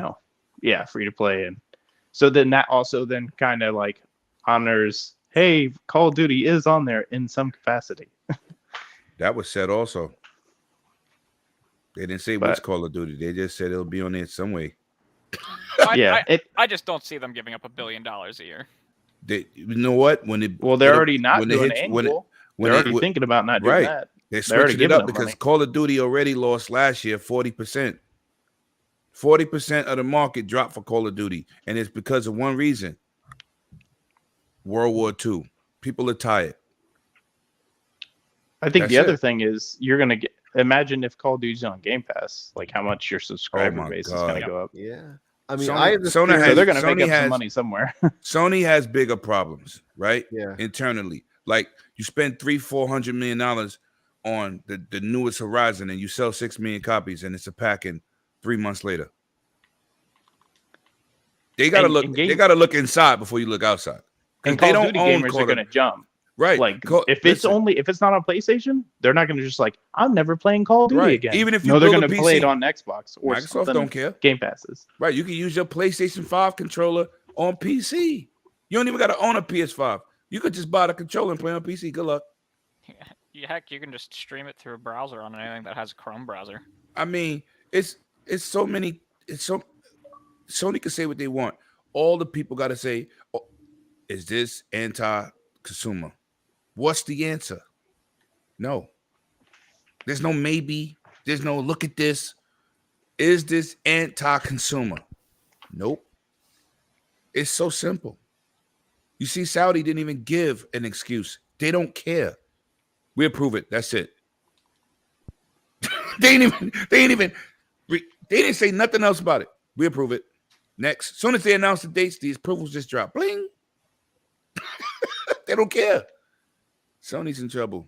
And the way Jim Ryan's acting and you rubbing Microsoft the wrong way, you don't want to piss off somebody that could buy everything you own.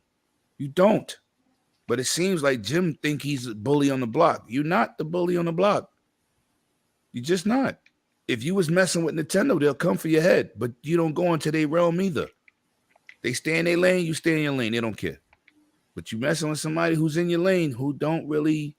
Phil Spencer talks nice. He talks it. But y'all not getting nothing from Bethesda. You best believe that. Starfield's going to crush y'all too. It's not just Call of Duty. It's a couple things coming out that's going to just... Sony has to compete, fellas. Better games, better services, dropping prices back down to normal. It's not just Call of Duty. You know why Call of Duty's big to Sony? What's their biggest game online? Third party, Call of Duty. They don't have nothing first party that generates money. You beat God of War, my favorite game over there.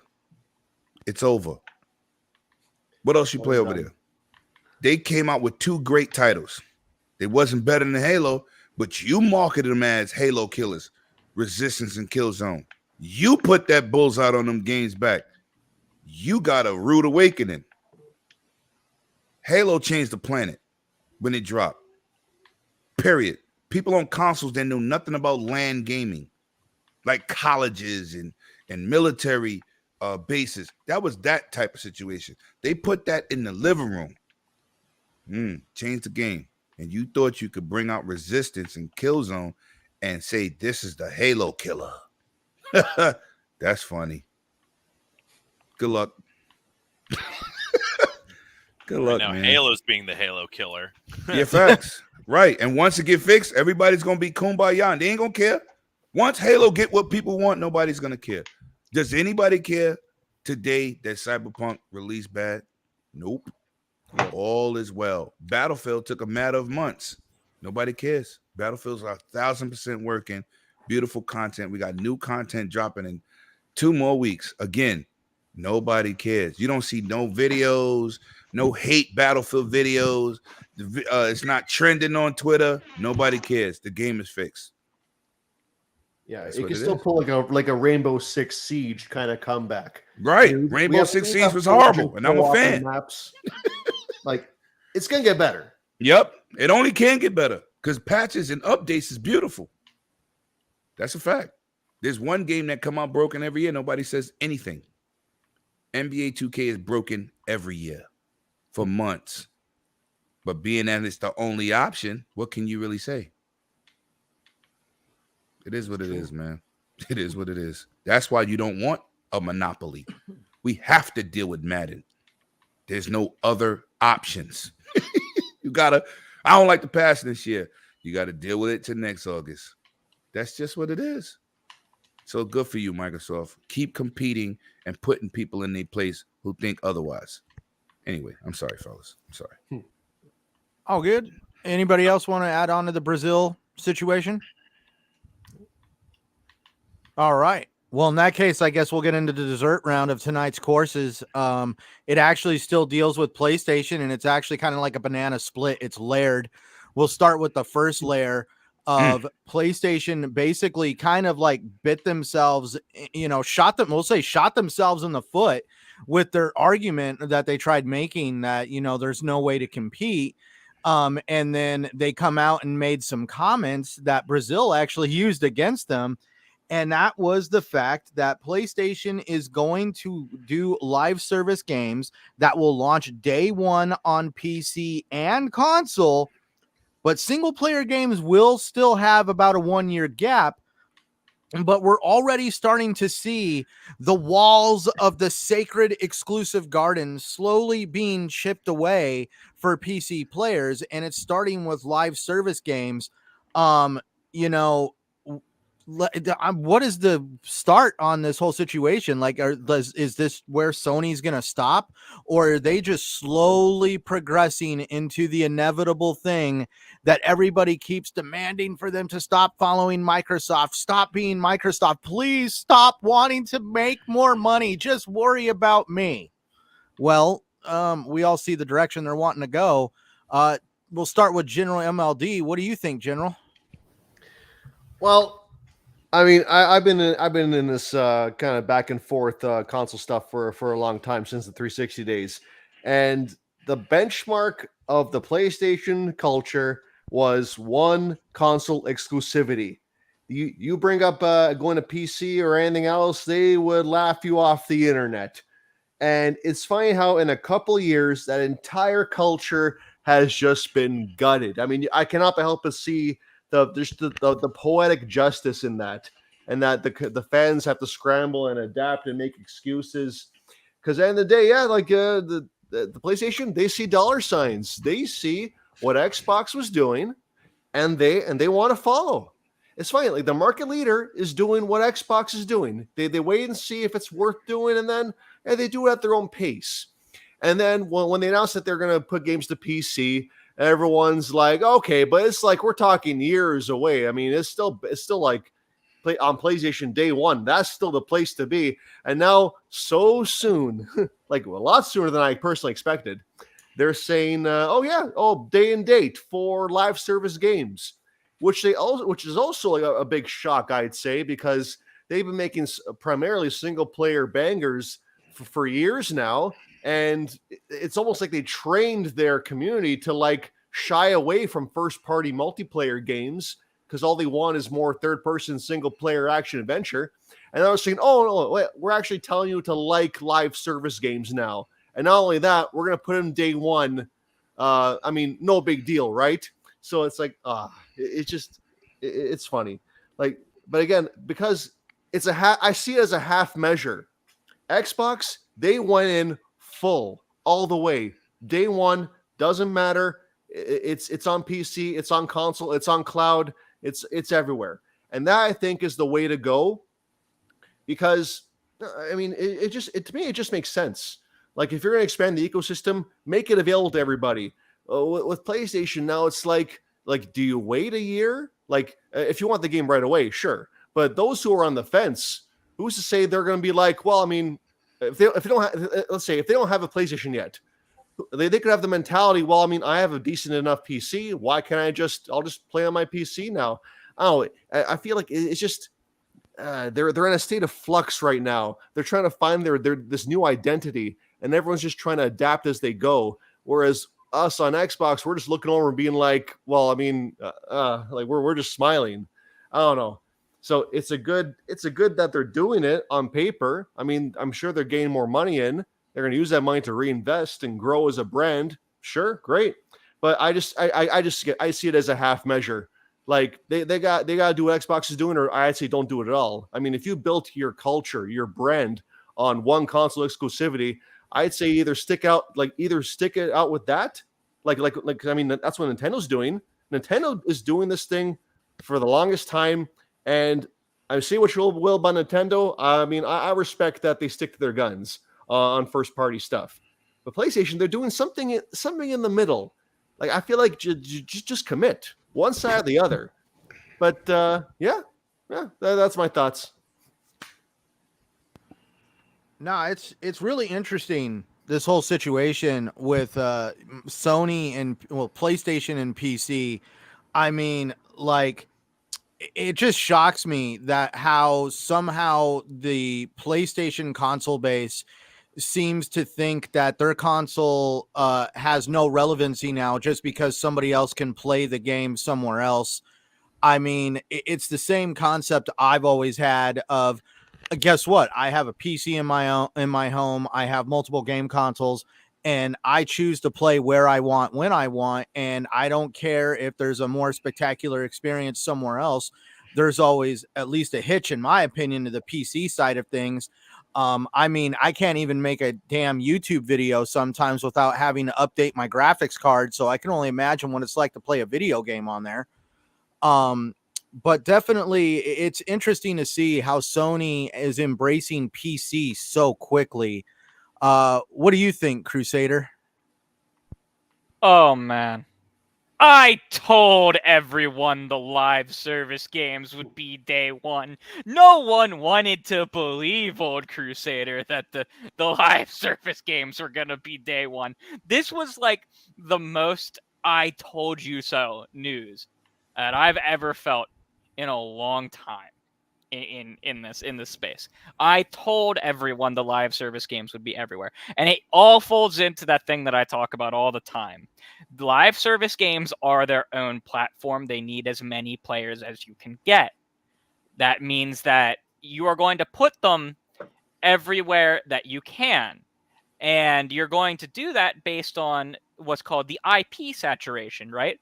You look at the IP of the subject matter that you're making, and you determine how many places you can put it without it potentially affecting another brand of yours, right? And the best example I can give of this is going to be The Last of Us, right? They can put The Last of Us on PC because PC is not a gaming console; it is its own ecosystem, right? But they couldn't just take The Last of Us multiplayer and put it really anywhere else, right? They really can't put it on Xbox because The Last of Us has a brand association with PlayStation, right? But then you have Bungie, and they bought Bungie for their live service stuff, and their live service stuff, they've said it's going to be everywhere. It's everywhere Bungie wants to put it, right? Because there is no IP saturation with Bungie, right? Bungie's kind of just a ubiquitous company for Sony. Their stuff is just going to be everywhere. It will be day one on PC. It will be day one on Xbox. And I'm telling people to be ready that those live service games, be prepared for some of them to come to Xbox too. They've shown that they're willing to do that based on buying Bungie for $3 billion and saying, yeah, Bungie can do whatever they want. They'll be everywhere. Right? And they did it when they renegotiated the MLB contract back in 2019 because they determined that having the MLB and having MLB The Show as a game in their portfolio was more important than the exclusivity of that game, right? And so I'm telling people, be prepared that some of Sony's live service games may come to Xbox consoles as well, not just day one on PC. I'm telling you to be ready for that.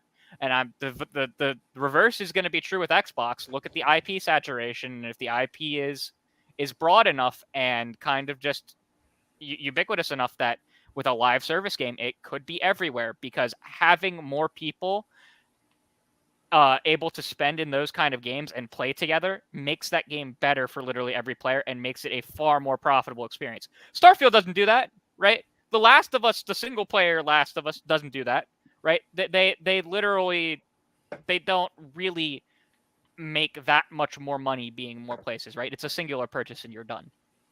Whereas with these live service games, they might be a singular purchase, then a bunch of small purchases. They might just be a bunch of small purchases and the game's free. But at the end of the day, live service games are only they aren't just only as good as the game. They're as good as the amount of people you have playing the game. You could have the best live service game in the world, but if no one's playing it, then it's not good, because it needs that multiplayer element. It needs that people element. So the more people you get in, the better it is. And I've been saying this for months and months and months and months and months, that we are entering this a kind of new era of how we need to think about how publishers in general, whether they be first party or third party, are really going to be thinking about how they are distributing a live service game. I really doubt we're going to see very many timed exclusive service games. I think Babylon's Fall is probably one of the last ones you're ever going to see. That game was just bad, but it also just didn't have it couldn't maximize its audience. Maybe it could have done better if it was on Xbox. We'll never know, but like I don't think it would have, because that game was just bad in general.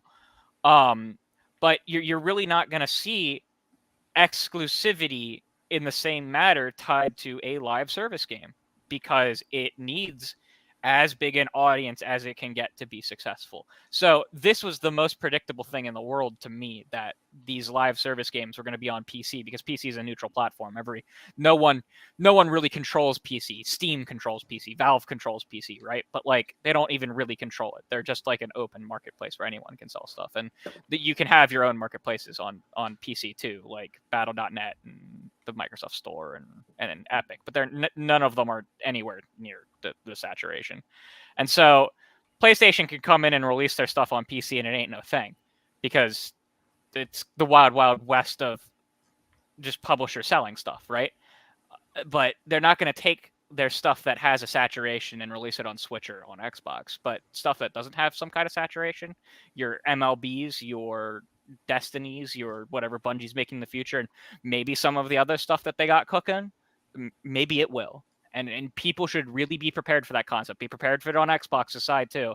And there's not many. Like Forza has IP saturation with Xbox. It is identifiably tied to Xbox. Halo is as well. Gears is as well. Like I'm not saying those games. Those games are like the Last of Us on PlayStation side. But I am saying maybe ZeniMax Online's next MMO. Be prepared for that to show up more places, because while they could use it as an exclusive to drive exclusive, could the game be better served on multiple platforms, getting as much money as it could from as many people as possible, because it's going to have a reoccurring sub most likely, and it'll have in-game purchases and things like that. So is it being utilized to its fullest potential as a piece of software just on Xbox and PC? And that's what people need to think about with these service games is the software being utilized to the best business model it can be? And service games strictly need to be treated in that light, because the more people you got playing, the more people you got spending. No, definitely. It's going to be, I get what you're saying about wanting to have more people on these games as a service, because the whole idea of a games as a service is to get as many people as possible interacting with the game, spending money, creating revenue. And when you try to limit how many people, where people can get into these games, that's where you start running into problems. I think it's really interesting you mentioned Babylon's Fall. Like, we'll never know what could have been if that game was allowed to be other places, but we'll never know. How about you, Shockley? What's your input on the whole PC situation with PlayStation? Yeah, I mean, it's just one step. I mean, they've come a long way, but it's just one step closer to them just putting more of their games on PC. And then also, I know they're not doing it yet for like single player, at least like day ones, but even that timetable has gotten shorter and shorter, to where it's like, within a year, maybe 2 years tops, but most of those games are going, and you'll probably see that get, even shorter, probably within a year or 6 months or something.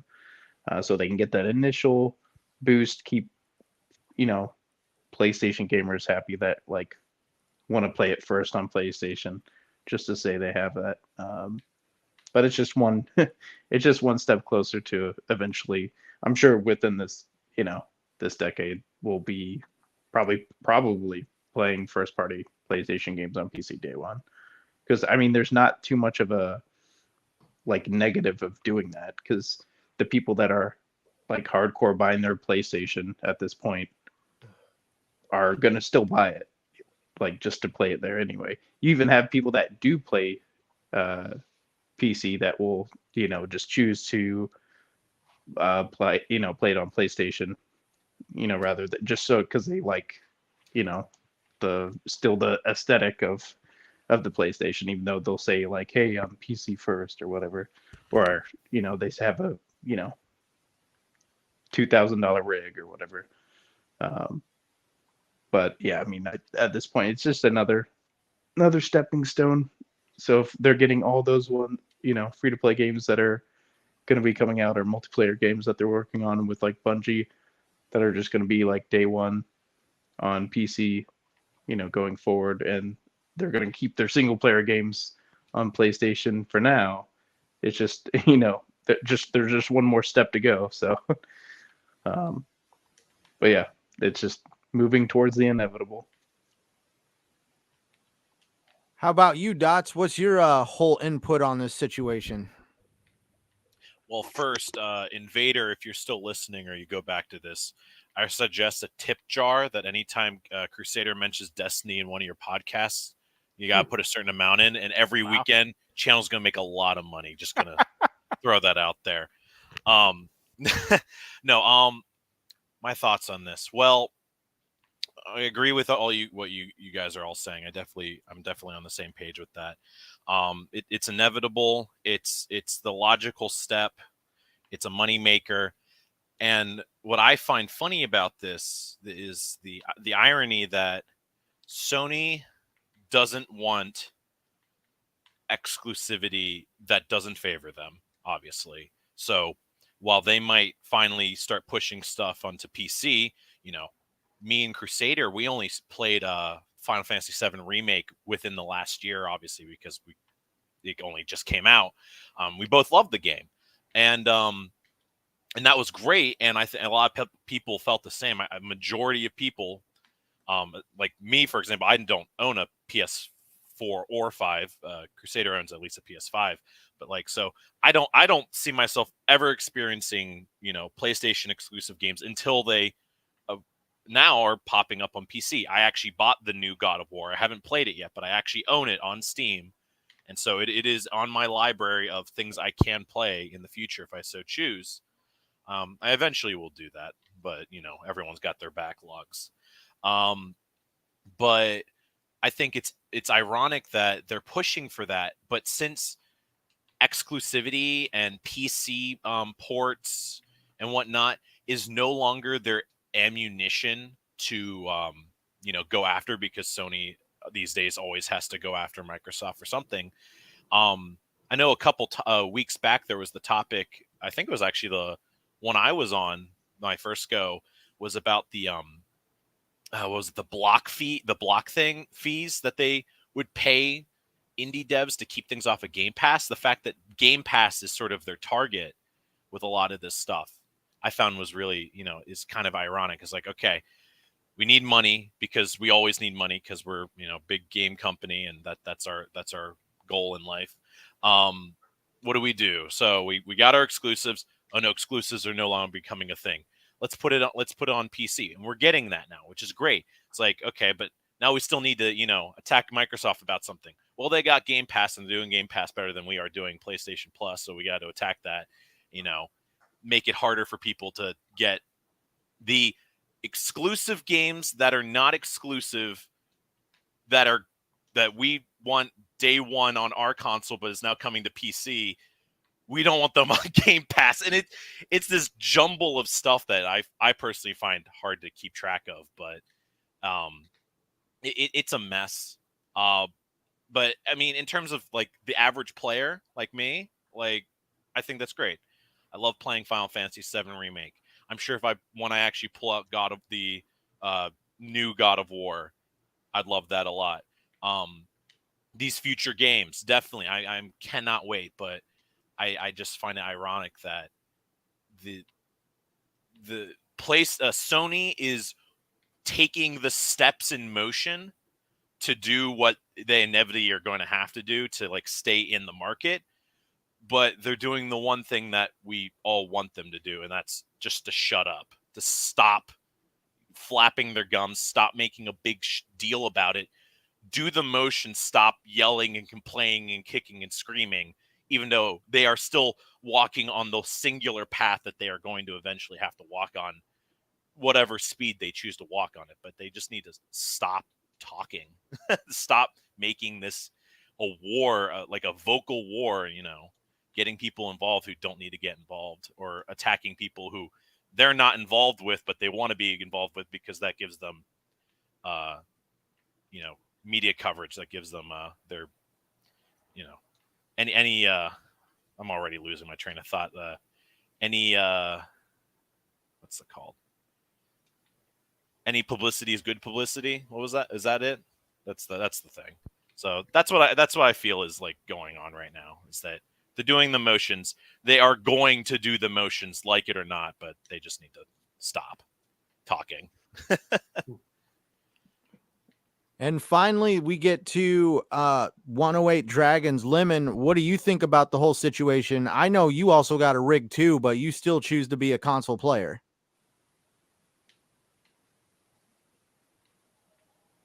Lemon? To hear you're muted. Sorry. Nope. No, I had some windows pulled up. I had to get to it. Yo, listen, man. Let's shout out.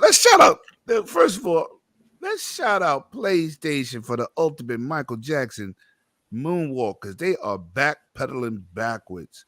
Everything they promoted coming into this generation.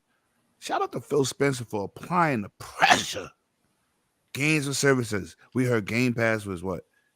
Diabetic gaming, welfare gaming, Netflix rental, Blockbuster. You see they changed with that, right? PC day and date. Here go another one. Now, we don't got their first parties in this situation because they got one team called Nexus. They only could do one game at a time. So they probably could do one game at a time in a year time frame. Shout out to all those PlayStation people out there, those ponies that's benefiting from Microsoft applying that pressure. Because that's what it is. These dudes are backpedaling every which way is coming, right? This is a good thing for gamers. But if you believe in the things that they say, oh, this is a glorious time to be a gamer, you got to be looking at this like, okay, now you got our premium spots. Now, if my game goes to PC, I could buy it a year later. But day and date, we would never thought we have heard that from coming from Sony. Now, they trying to definitely capitalize and make some money because we know they're about that buck. But this is a beautiful situation. This shows you how correct our man, Phil Spencer, has been, and the team over there at Microsoft, changing the game, bringing different entities in here. Now, the bad thing for Sony would be if they didn't listen and just continue with the old ways. But I love the backpedal. You go on Twitter, Phil has got Twitter so quiet. You used to get all this negative press about Game Pass and your games are not exclusive because they're on PC, which is it's a mercenary situation on PC. There's nothing. The only problem over there is AMD and NVIDIA. Like, what graphic card you gonna pick? But the facts of the matter is, this is a beautiful day. Microsoft is innovating the business, and now Sony is mimicking Microsoft. You can't get better than that. What's next? You know what's gonna happen? This acquisition gonna go through.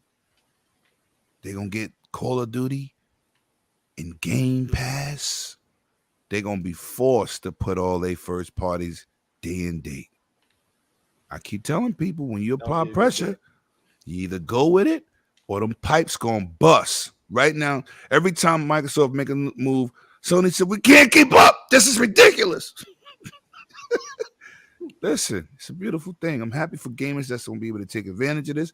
I'm happy for the developers who definitely, they opened a whole new studios and stuff to put these games day and date on PC. Shout out to my PC players because they don't have games like God of War, really. They don't have games like Spider-Man. They didn't have games like Halo and the style of Forza and Gears. Welcome in all these gamers. But the narrative is changing. All the stuff we all started getting ridiculed on Twitter about from these weirdos, it's changing. And it's a beautiful day to see how many people putting on them patent leather shoes with the penny in the middle and they backtracking. They moonwalking right through the door. It's beautiful and I love it. And as a consumer, you should love it too because now you get to buy and play where you want. Nobody wants to be forced to play on a console if they prefer PC. I got a monster PC. I refuse to play on it. I play on console. But it's good that I have an option. It's very good. And it's good for the community. It's even better for Phil because he's changing the world. And that's just the fact. And this is not capping. I just like throwing salt in the wound when people say nonsense. Boy, I'm loving this. I'm so happy I'm here tonight. We're happy to have you here, man. I guess we see PlayStation doubling down on PC. They definitely got their eye on the ball when it comes to making money. And speaking of doubling down and making money, we're also starting to see that they're wanting to really take another crack at remastering another game. Oh my God. That doesn't the game is like what, 5 years old, came out in 2017. Yep. Now we're starting to get rumors coming out that not only did we just remade the remake of Last of Us 1, but now we're going to get a remake potentially. Like it's not been solidified yet, but a remaster. Sorry, a remaster, remake, remaster. It's all starting. There's too much lingo in the game industry. But I mean, we're going to get a remaster of Horizon Zero Dawn. What do you think about that, Lemon? First of all, I'm a Last of Us fan. We didn't ask for the last one. Right? And this is coming from people, once again, I'm throwing salt in the wound. They claim people don't buy new consoles to play old things. Am I correct? Is this not the words that came out of this company's mouth? Your president, Jim Ryan. These are the things he said. But yet and still want to implement backwards compatibility, right? Because basically people don't want to play old games. Right, and I'm pretty sure all of us on this panel is playing older stuff backwards compatibility on our consoles because we have a back catalog. Whether next generation come up anyway, you still want to play those games because you love them. So, seeing this is a slap in the face. I'm going to tell you why this is disgusting, and I said it last night on the Dragon's Den. First of all, you didn't buy the first one. That's a fact. You didn't buy the second one. That's a fact. Who's asking for a remake or enhanced version? We just got that with a patch like 3 months ago. The game is beautiful. Beautiful. And now we could play at 60 frames per second on PS5. So what could you possibly add to this game graphically? And it's already gorgeous. Unless you're trying to charge me like you did for Ghost of Tsushima and charge me for something that I purchased day one buying a PS5. You want to charge me $10 extra for haptic feedbacks for a feature that's already built in my controller on my current system? Who does that? Oh, no, my bad. Jim Ryan cares about the consumer. I'm not supposed to do that. That's ridiculous. But those are the facts. Nobody's asking for this. If this is true, Sony need their head on the chopping block. Because this is crazy. This is absolutely insane. And then what you gonna do? Charge me $70? It's probably mocap, motion captured characters, because the character models are not very great in the first game compared to the second. So that deserves a remaster? I absolutely do not think so either. Thank you. Because I love Horizon. Look. Me too. I buy the collector's editions. I buy one dude said, "You're a hater." I said, "I bought that big ass elephant." Did you? I got that, and I had to show it on camera. I got all the collectors, Spider-Man, Last of Us. I got all of them. because that's what I do. I'm a gamer. I'm talking about Sony as the company. What could you possibly do to the game? It's what you gonna add some more colors? It had better have an upgrade path at a minimum. But we just got that. The first one's free. The patch is free. It should have been. I agree. I agree with you 100%. But if there ain't no upgrade path for this, and it's like The Last of Us Part 1, where it is straight up just a $70 separate purchase, Crusaders won't be real mad. Listen, I'm not buying it. I will also not buy it. I'm a Last of Us fan, and the AI still dumb in the remake. Are you serious? But you charging me $70 to play the same dumb AI? I'll tell you why it's happening. There's an easy answer. It's got a TV show coming out on Netflix. Yeah, they're trying to promote something, and they're trying to put as least money possible to get some money. But one of my people on my panel said last night, Lemon, they're gonna try to sell us again. They didn't sell it the first time. So who are you reselling this to? I don't know. I'm a fan of the game. Not gonna buy that. You taking out resources that can go into other brand new IPs and regurgitating nonsense. Come on. What Killzone. Nobody wants to play that. I do. I'm with Crusader on that because they could at least remaster something that deserves to be remastered, not a 5-year-old freaking game. Port some PS3 games for Christ's sake.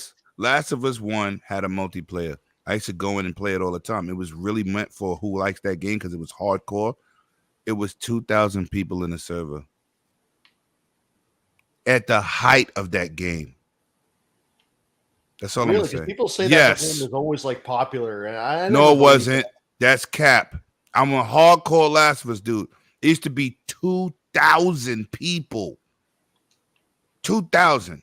What's that game that came out? Cliff Belinsky that nobody played? Jailbreakers.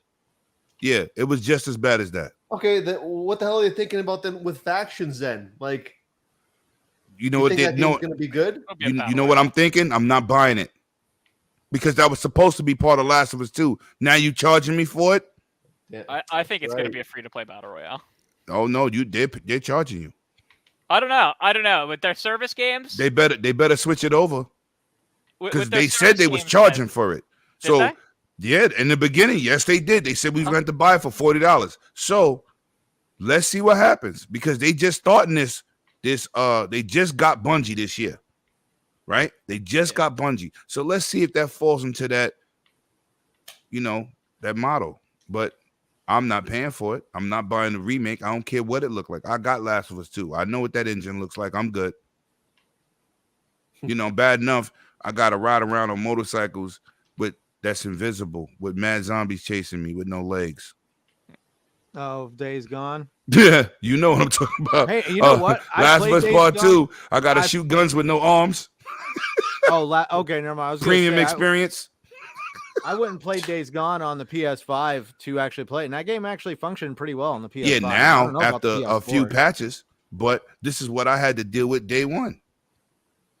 Hopped on my motorcycle and it was invisible. How about you, Crusader? Do you want to add anything on to the remastering of games that PlayStation has somehow fallen in love with? Listen, I will cap for like 95% of any of remasters or remakes, right? Because I like it when games move up from onto a platform that they couldn't be played on, right? This shit exists on PS5. I can play it on PS5, right? Same with The Last of Us, the first one. I can play it on PS5. Everyone with PS Plus has access to it because it's in the PS Plus Essentials, like the collection of like the 20 games that they give you from the PS4, right? So like, why?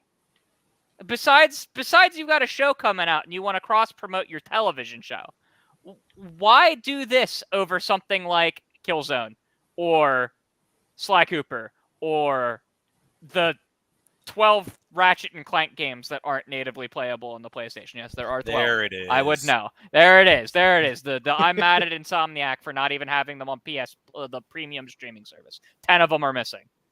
But like, you have me, the ultimate remaster all of these games so I can play them on modern hardware. And I'm telling you, this is the dumbest thing I ever heard.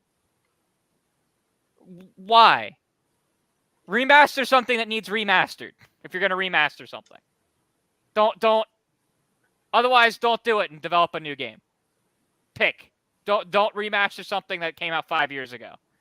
Like, it feels like they're stuck in the era from like when you moved to the next console and you remastered a bunch of stuff from the last console because the shit wasn't playable, right? Like PS3, they remastered a bunch of games when the PS4 came out, right? They did the Uncharted collection, they did the original Last of Us in 2014. They remastered it in 2014, you know? And why did they do that? Well, because they wanted those games to be playable on the PS4, right? Because the PS4 doesn't natively support PS3 play. But we don't need that anymore. We have digital backwards compatibility. These games have patches that make them play almost as if they're a native PS5 game with like 4K textures and 60 FPS, right? So unless you're doing something wild like adding the greatest ray tracing I've ever seen known to man, and even then it's like, why? Why not make something else? Why not fix something else? It's so frustrating. So frustrating. I'm done. My rant. All right. What about you, Dots? What do you think? First, a question for you. We already had dessert. What's this topic now? Huh? Is this us heaving in the? You gave every topic like a different course of the meal. What's this one? I said this is like a banana split, and there's layers Yeah, to the this banana. one. I mean, The banana. yeah, split like I thought that was ran part to of the the bathroom. Sony's Okay, over no. here like just Sony's over here having a field day with just I don't know what they're doing, and I'm not trying to turn this into like the Sony let's talk about Sony bandwagon, but it's just really interesting that Sony, the king of gaming, just recently is going down this road of we're going to put things on PC. We're going to start remastering games that don't really need to be remastered. This would be like the second one now. No, it's really not. Let's not forget the walking simulator director's cut. It's like the fourth one. Wasn't there People keep Uncharted? forgetting it. You know why? Because nobody wanted it in the beginning. Yeah, and Which one are you Uncharted talking has a about? collection. Death Stranding. Death Stranding. Oh, yeah, the director's cut. Yep. I'll give the Uncharted collection a pass because that's them actually bundling two games together and selling them together. I typically will give collections a pass. If they wanted to release a version of Horizon that was Horizon plus Horizon 2 and sell that as a collection, I'd actually give that a pass. If they're bundling the games together for cheaper, like two games together for $60 cheaper in a bundle for people to buy, that's actually fine. Yeah. If only they could ever top MCC, because that's honestly the pinnacle of, backporting something into one bundle. Well, now it is. Now After it is. being broken for so long. I don't want to harp on 343 because that's a very hard thing to do. But that had its problem too. It did. But listen, man, this is blasphemy. This is blasphemy. And anybody that buy it, if you're on my friends list, I'm taking you off. Start going on a blocking Yo, spree, listen, looking I'm going for on a- somebody playing the remastered Yes, version yes, of freaking yes, Horizon because Zero Dawn. I don't want to be surrounded by dummies. I'm sorry. This is disrespect. We just got a patch for next gen anyway. We just got a patch. The game is gorgeous. What could you possibly do? What? Improve the What do you- AI, the audio. I'm sure they can dress it up nicely. For $70? I know, right? Nah. I'm not defending Nah. that. Are you gonna block people if there's a $10 upgrade for it? Yes, if you plan for if you purchasing games for haptic feedbacks, $10 upgrade. Stop talking to me. I'm Well, considering. wait a minute. doing it I'd for the pay $10 trophies to be able list. to blow on the controller. No, And how did your wife like that? she's probably looking at me like, "What the fuck, What are you doing? dude?" The first time she heard the controller make a noise, she gave me a look. Now Oh, she'd probably nah. leave the room as I'm blowing it. Yo, listen, the next controller is gonna have that same blowing it to a feature and a smell speaker. Watch. Smell. You can smell what's going on in the game. You smell what PlayStation is cooking. No, Oh anyway. my god, I'm gonna pass out from laughter. So Jesus for Christ. General, would this be the game that makes you finally just want to buy a PlayStation? Oh, this is a console seller. It's gonna take a little more than that. Oh my god. I mean, with all honesty here, I'm better off just getting like a decent PC and playing games like over there. I don't even need a console anymore. There's no need for me to get a PlayStation at this point.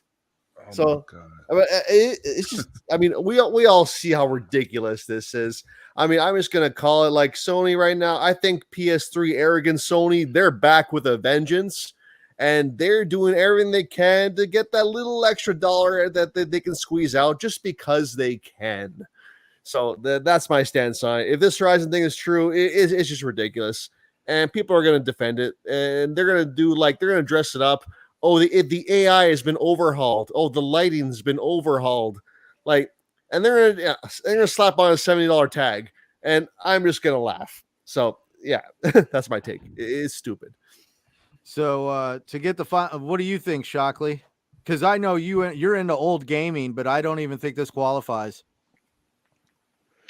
Yeah, I mean, they're probably just trying to like, we got to make up money for those, because they had to go back on selling the Horizon for Forbidden, or what was it? Horizon Forbidden West. Yeah. Selling it for $60, because they had that whole like crossplay.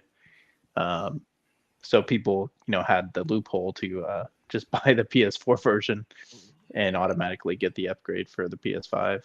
They still sell the PS5 version for $70, by the way. They're packing it in. Why are they selling anything? Yeah. Well, they've packed it in since it launched. Facts. You could get it with a console since the day the game launched. They know ain't nobody buying I don't that. think you Watch could the- on the console. Like Why- when you would go to the store, it wouldn't give you the option to buy the PS4 version. But if you went to your No. app, you I'm could do saying it. that like he's saying when he's saying packing it in, you could Oh, buy okay. a bundle at Walmart. Well, maybe not Oh, okay, I in the gotcha. store, but you could buy a bundle of. Oh no, The you can find them at PlayStation Walmart with- now. It's starting to go all over the internet. I literally saw a couple photos this weekend from people at Walmart that are seeing the Horizon Horizon Forbidden West pack-in bundle. But they've been doing that since the game launched. Like, I think the only games that didn't get a bundle were like Ratchet and Clank and it may have, I don't remember, but it was like Ratchet and Clank and Returnal. But, Sony does not want you to mention that game ever again. But Returnal. And I like the game, but as a whole, they don't want you to bring that up. They want to act like that didn't Well, even happen. As long as we're not talking about Rift Apart, that would be fighting words. Rift Apart is great. I'm a Ratchet guy. Rift Apart was the whole reason I fucking bought a PS5. So to help close this show out, put the cherry on top of this banana split, we're gonna go with Shockley because he's probably an expert in what it is to mod consoles and actually mess around with them. But we finally saw it happen. Somebody has hacked and jailbroke the PS5. Shockley, what does this mean for PlayStation owners that this has happened now? Yeah, I mean, that's always inevitable. But yeah, I mean, I'm sure it probably means some of the games get on PC faster, maybe. They were saying something Switch. about they got something more. What was the game that Hideo Kojima put on PlayStation that they removed?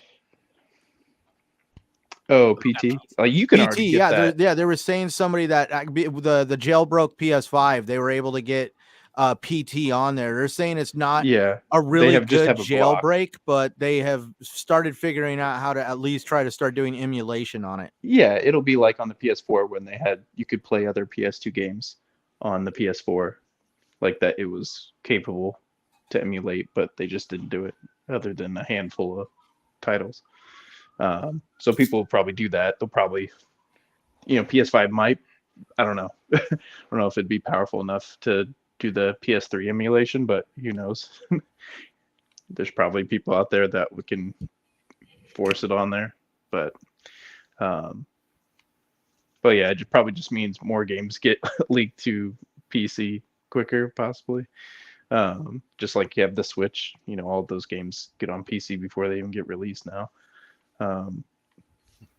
But yeah, stuff like that, and probably more like emulation.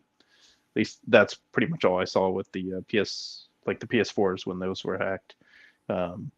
People were just loading up like their PS2, a lot of their PS2 library on it and running it just fine. But yep, it's always pretty much inevitable. So someone's gonna break through. Does anybody want to add on to the jailbreak thing? I got like 2 things to say about it, really quick. Okay. So you can install your own content onto it that normally you couldn't. Right now, there's no way to actually execute the code, so you can't launch it. To my knowledge, they have not actually been able to get remote execution working, or not remote execution. Sorry, just general code execution working. But they have made it so that anything can be like you can do read writing. But actually launching a program, they have yet to solve completely. Yeah, they were talking about how like this jailbreak could potentially brick a console. Yeah. Especially when they're still hard to find. So, use it at your own risk. But they're also even talking like now, because it's been shown to the public, PlayStation's keeping an eye out for it. And if they catch a console, they're going to ban the person with it. Yep. Anybody else want to talk about the jailbreak, or should we close out tonight's show? Good. All right. I think Well, I said enough PlayStation slander tonight. I know it's like, And I we don't wanna usually do don't, that. but they asking for it. I know. That's why I said this week has definitely been, some, I don't want to use the term hard times, but let's just say this has definitely been not PlayStation's week with what Brazil did, the jailbreaking of the PS5, the rumor of what's going on with Horizon Zero Dawn, and Facts. apparently PlayStation is just going down this road of remastering. And then finally, the whole situation of Herman Hulst coming out and talking about, PC games being more of a direction for them. Like, this has not been a very, very popular week for fans of PlayStation. You might as well say the last 4 months. Right, well, the last 4 months, price raises, all kind of stuff. Yeah.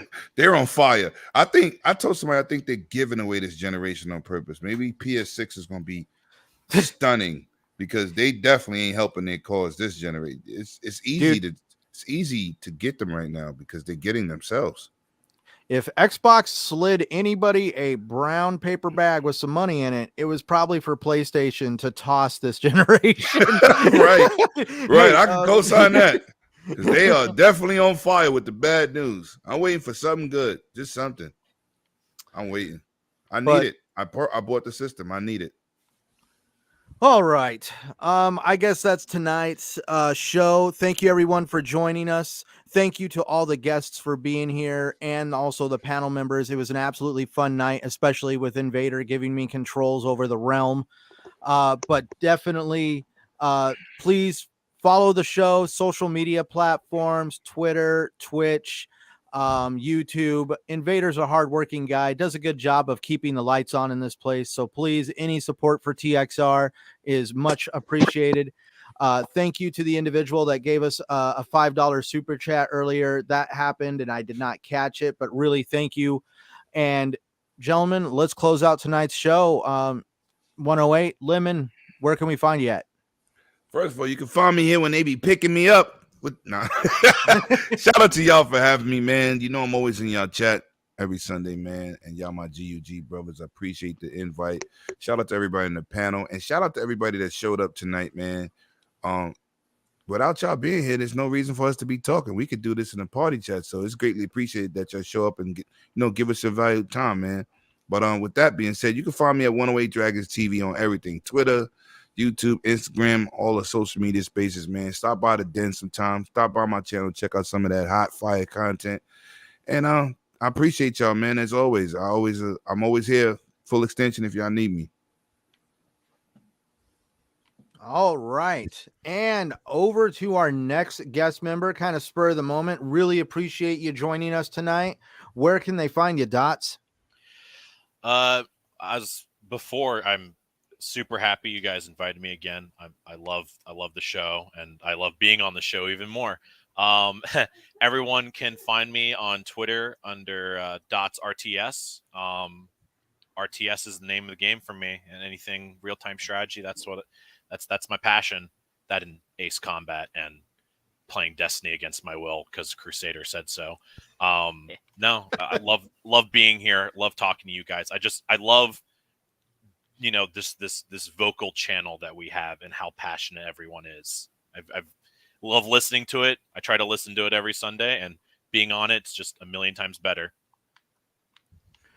Man, you make it sound like, because we all know Crusader's a tech guy, you make it sound like you better play Destiny or I'm going to DDoS your modem tonight. I swear to God, you won't even be able to get tonight's weather. Well, if I don't, he won't let me come over on the weekends. Correct.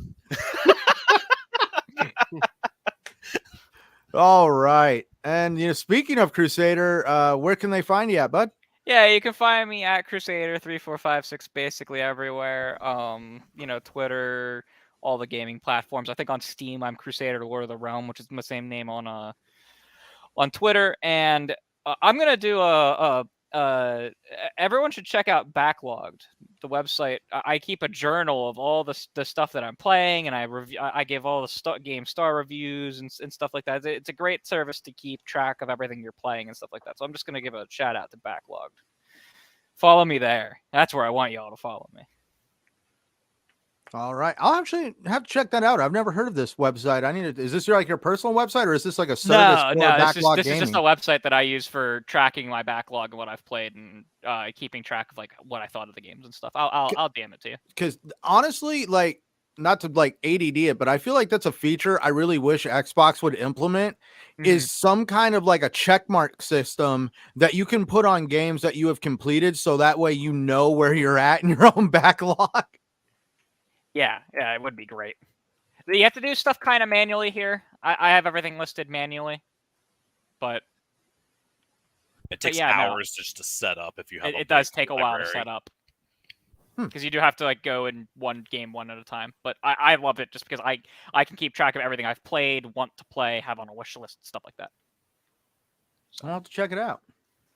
All right. And moving over to General MLD, definitely thank you for joining us on holiday and your birthday. Where can all the fans find you at? Oh, thanks. I mean, it's such good topics. The guests were great. It was a great chat. Had a lot of fun. I'm mostly active on Twitter. You guys can find me at MLD Ghost. Gamer tag is Ghost MLD. Currently playing Proteus, old school FPS on Game Pass. A great game. I highly recommend it. But yeah, it was a great show, and looking forward to the next one. All right. And finally, Shockley, he had to dip out real quick. Something came up at home, but you can find him over at Eric Shockley on Twitter. Awesome guy. Check out his stuff. Really into retro gaming and modding consoles. I mean, I just love listening to what he does to these older consoles and making them do things that they were not capable of when they first came out. And for those interested in finding me, I am Centurion. I was the stand-in host tonight. Very thankful to Invader for giving me the responsibility and trust to do this. You can find me over on YouTube, Twitter, and Xbox Live. You can also find me right here every Sunday night with these amazing gentlemen and our panel, and the guests we have on at the time on TXR. And you can also find me on Gaming Beyond the Box with Wilmy Hood and them over there. If my memory serves me right, we should be coming back around October 19th. And thank you to everyone in the chat. Tonight was a great show, and we'll see you next week. Later.